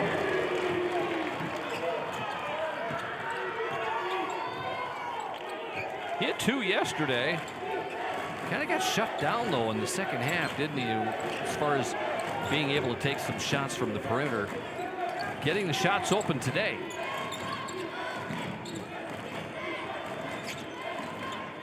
You can see the Buffaloes trying to switch a lot of those flex screens.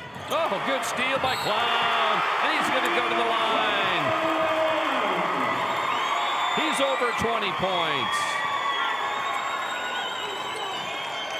You get in situations like that where you secure the board. As an outlet passer, you really got to be aware of your surroundings.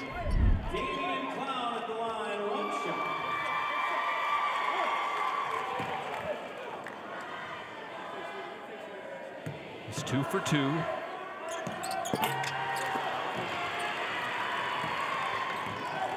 $22 points.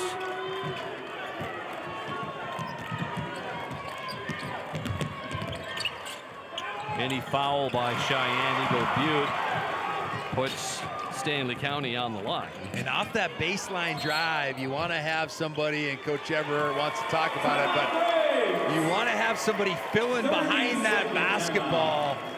Right there, they just stayed in the line of their defenders, and there's nowhere to go with the ball.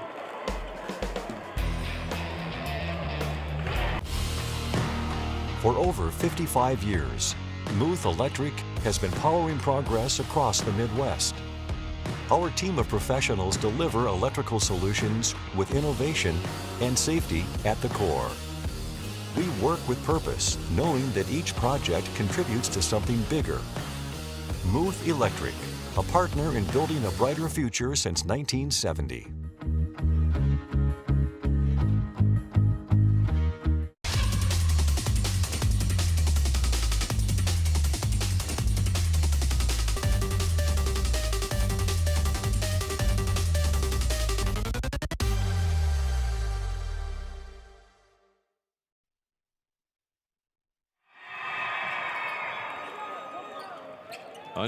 Coming up on 3.5 minutes to play. Tight ball game.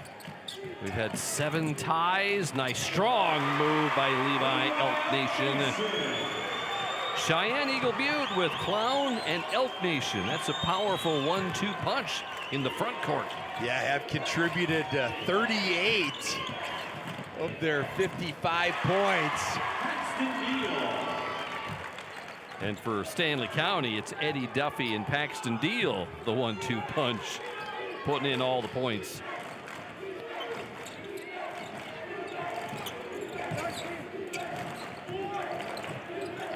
Elk Nation. Freitag now, that's 13 rebounds for him.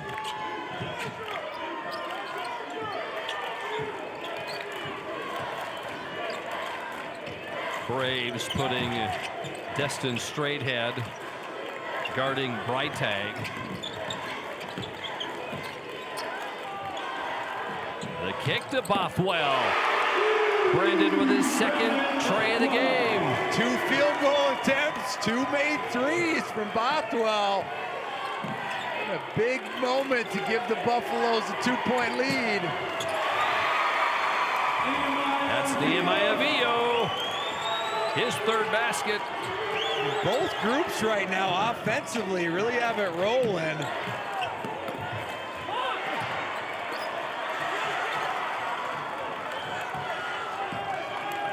They hit Freitag on that screen and roll, just got caught in a really awkward spot as he puts that finish way long.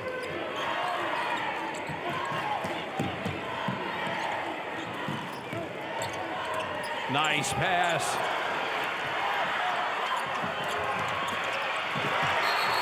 Timeout called by Joey Fisher from Stanley County, and Coach Fisher has a few more things on his mind besides basketball today.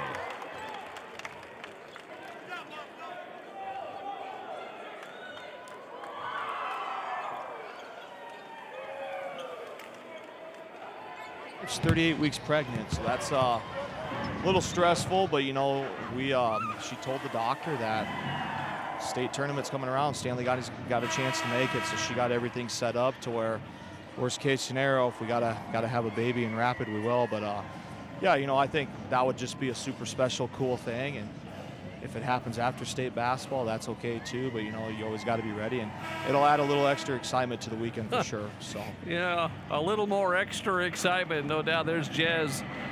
Hey, there's Jez. All the best to you. Ball is life, Craig. Ball is life. She's not missing the state tournament when they haven't qualified for too long. All the best. Well, we got a tight one here. 90 seconds to go.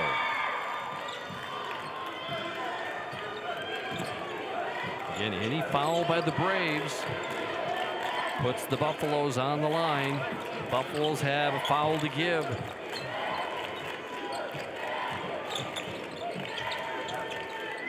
Yeah, they tried to free Eddie Duffy there off that perimeter flare. And Boy, Eddie almost lost it. And Coach Fisher took the timeout. He has plenty. Smartly there, as that ball was very, very close to going out of bounds, and it would have been off Dovey's leg, as that ball pressure was pretty good, but they switched that flare as they tried to free him, and good on-ball defense. Only got 8 on the shot clock here, coming side out, so gonna have to look to get something in a hurry. For Stanley County, Duffy with 15, Deal with 18, Breitag with 10. For the Braves, Clown with 22, Elk Nation with 16.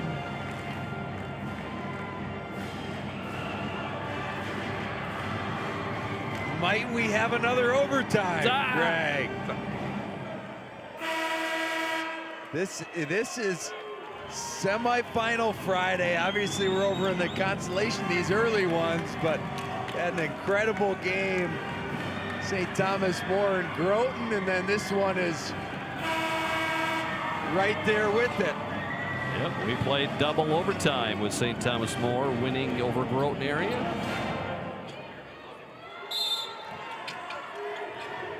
A lot of us suspected the matchups for today were going to be pretty good with all 4 games coming. And they did not get the shot off.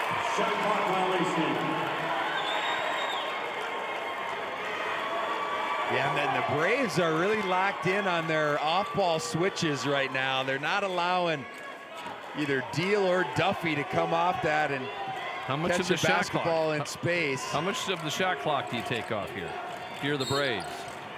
Well, that's going to be a foul on Stanley County and Prince, and that resets the shot clock.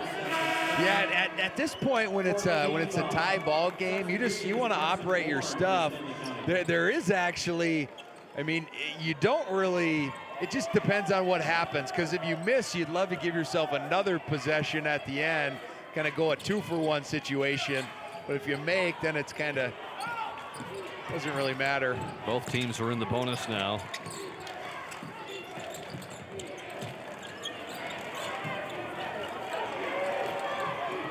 That's Clown. Got his own rebound, but lost it.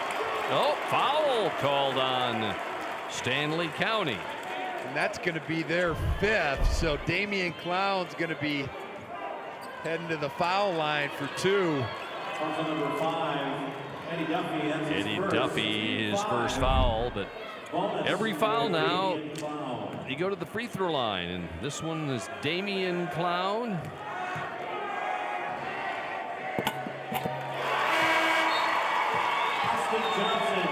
In for Stanley County is Jack Deal and Trevor Caldwell. In for Cheyenne Eagle Butte, Austin Johnson. Clown 3 of 4 from the foul line this afternoon.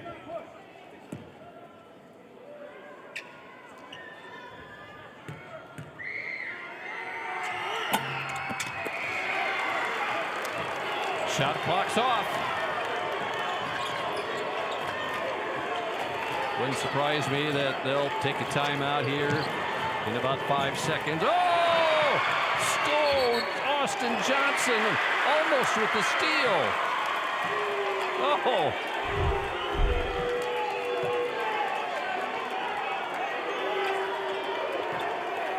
The Buffaloes still do have 2 timeouts remaining if Coach Fisher elects to use one.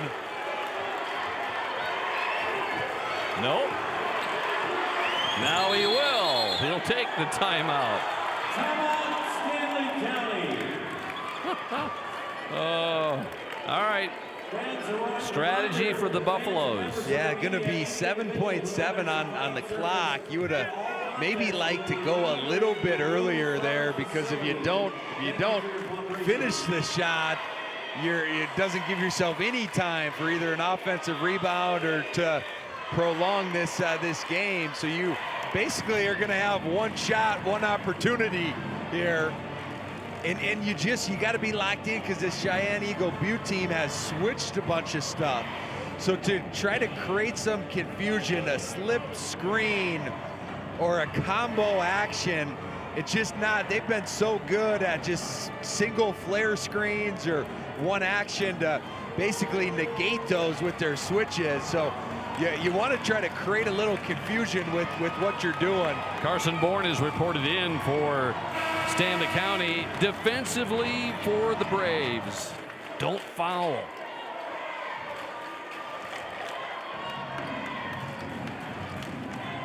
Challenge the shot. Yeah, contest everything, and then depending on how quick it goes, you got to make sure you're rebounding. The offensive glass has been important to the Buffaloes. Paxton Deal loses the ball. Cheyenne Eagle Butte will win the game. It's over. It's over.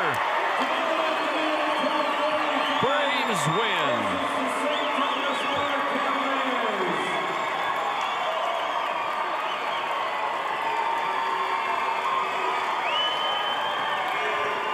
Stanley County driving in, and Cheyenne Eagle Butte steals the ball. They tried to free Paxton Deal off that high ball screen by Breitag, kind of lost control of it, went to Duffy and just not a ton of space. And you got to give credit to the Cheyenne Eagle Butte team defensively.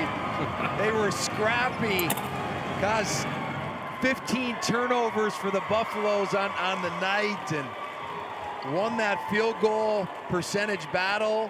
Buffaloes did shoot 45% from the floor, but only 44 shots because of those turnovers. We've got more to come when we come back to Rapid City.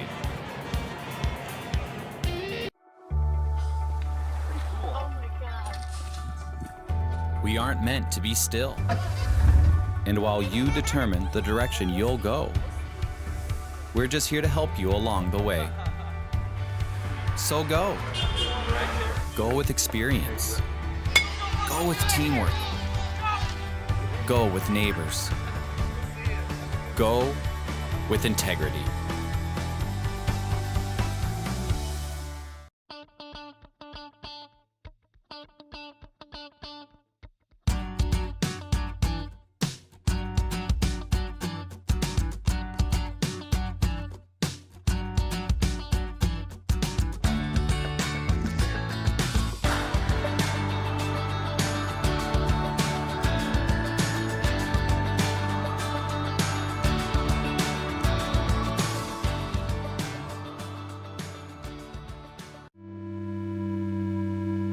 You hear about work-life balance like it's a big equation you have to find the answer to. But I think it's much simpler than that. So simple it was right in front of us. Start with the life you want, and everything else will follow.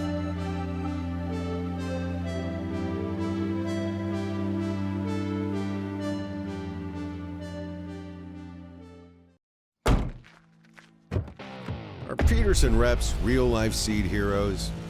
Well, they've been known to go the extra mile. Literally thousands of extra miles every year.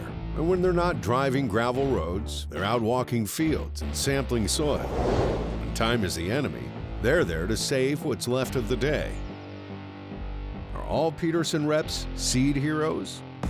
I guess that's a yes. Peterson, we're that kind of seed company.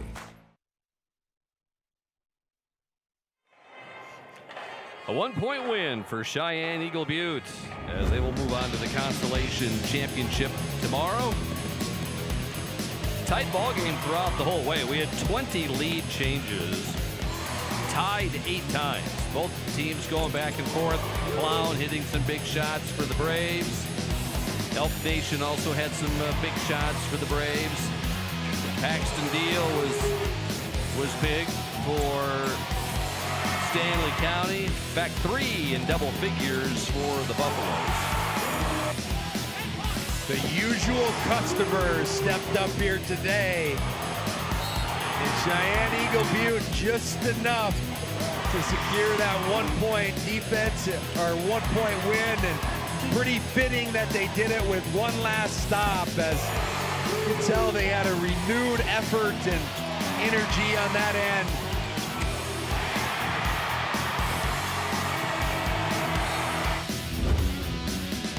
The big stop at the end.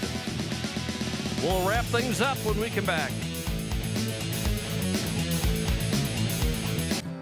Creating a legacy means different things to everyone. For us, it's about family, watching my daughter follow in my footsteps, passing the farm onto her, and working side by side every day.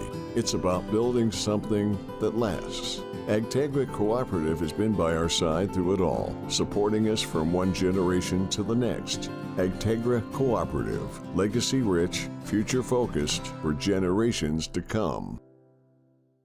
Educators across South Dakota are coming together to elevate, educate, and empower. This June, the Department of Education hosts the South Dakota Literacy Conference in Mitchell, a gathering dedicated to advancing the science of reading and sharing new insights into how students learn, exploring research and real-world strategies for South Dakota educators to move literacy forward for all learners. South Dakota Department of Education, learning, leadership, service. Bank West is rooted in South Dakota.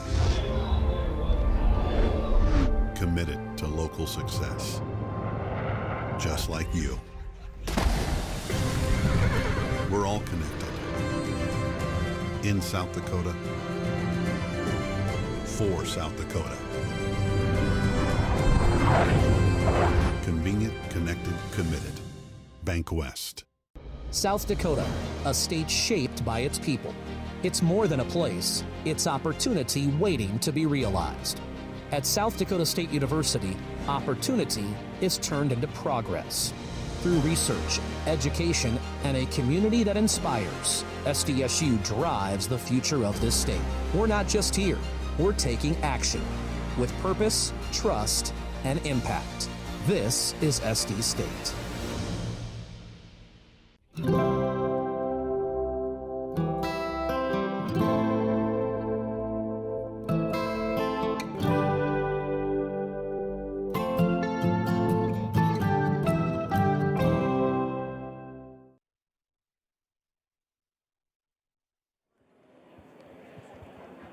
Our afternoon session of the consolation semifinals are complete. Earlier today, we went double overtime with Groton and St. Thomas More as the Cavaliers get the win, and then St. Thomas More will play Cheyenne Eagle Butte as the Braves take out the Buffaloes. Here's what's coming up tonight on semifinal night. We have our top 4 seeds, arguably the greatest night of the season here, semifinal Friday. We got Chargers versus Chargers, Sioux Falls Christian and Hamlin. A rerun of the last for the 3rd state tournament. And then following that, West Central and Clark Willow Lake. Another rerun of an earlier regular season game that was a 3-point win for the Trojans. Surely going to be some more exciting action. Can't wait for you to join us. 6 o'clock Central, 5 Mountain. For Nate Kading and the men and women of SDPB, I'm Craig Maddock. So long from Rapid City.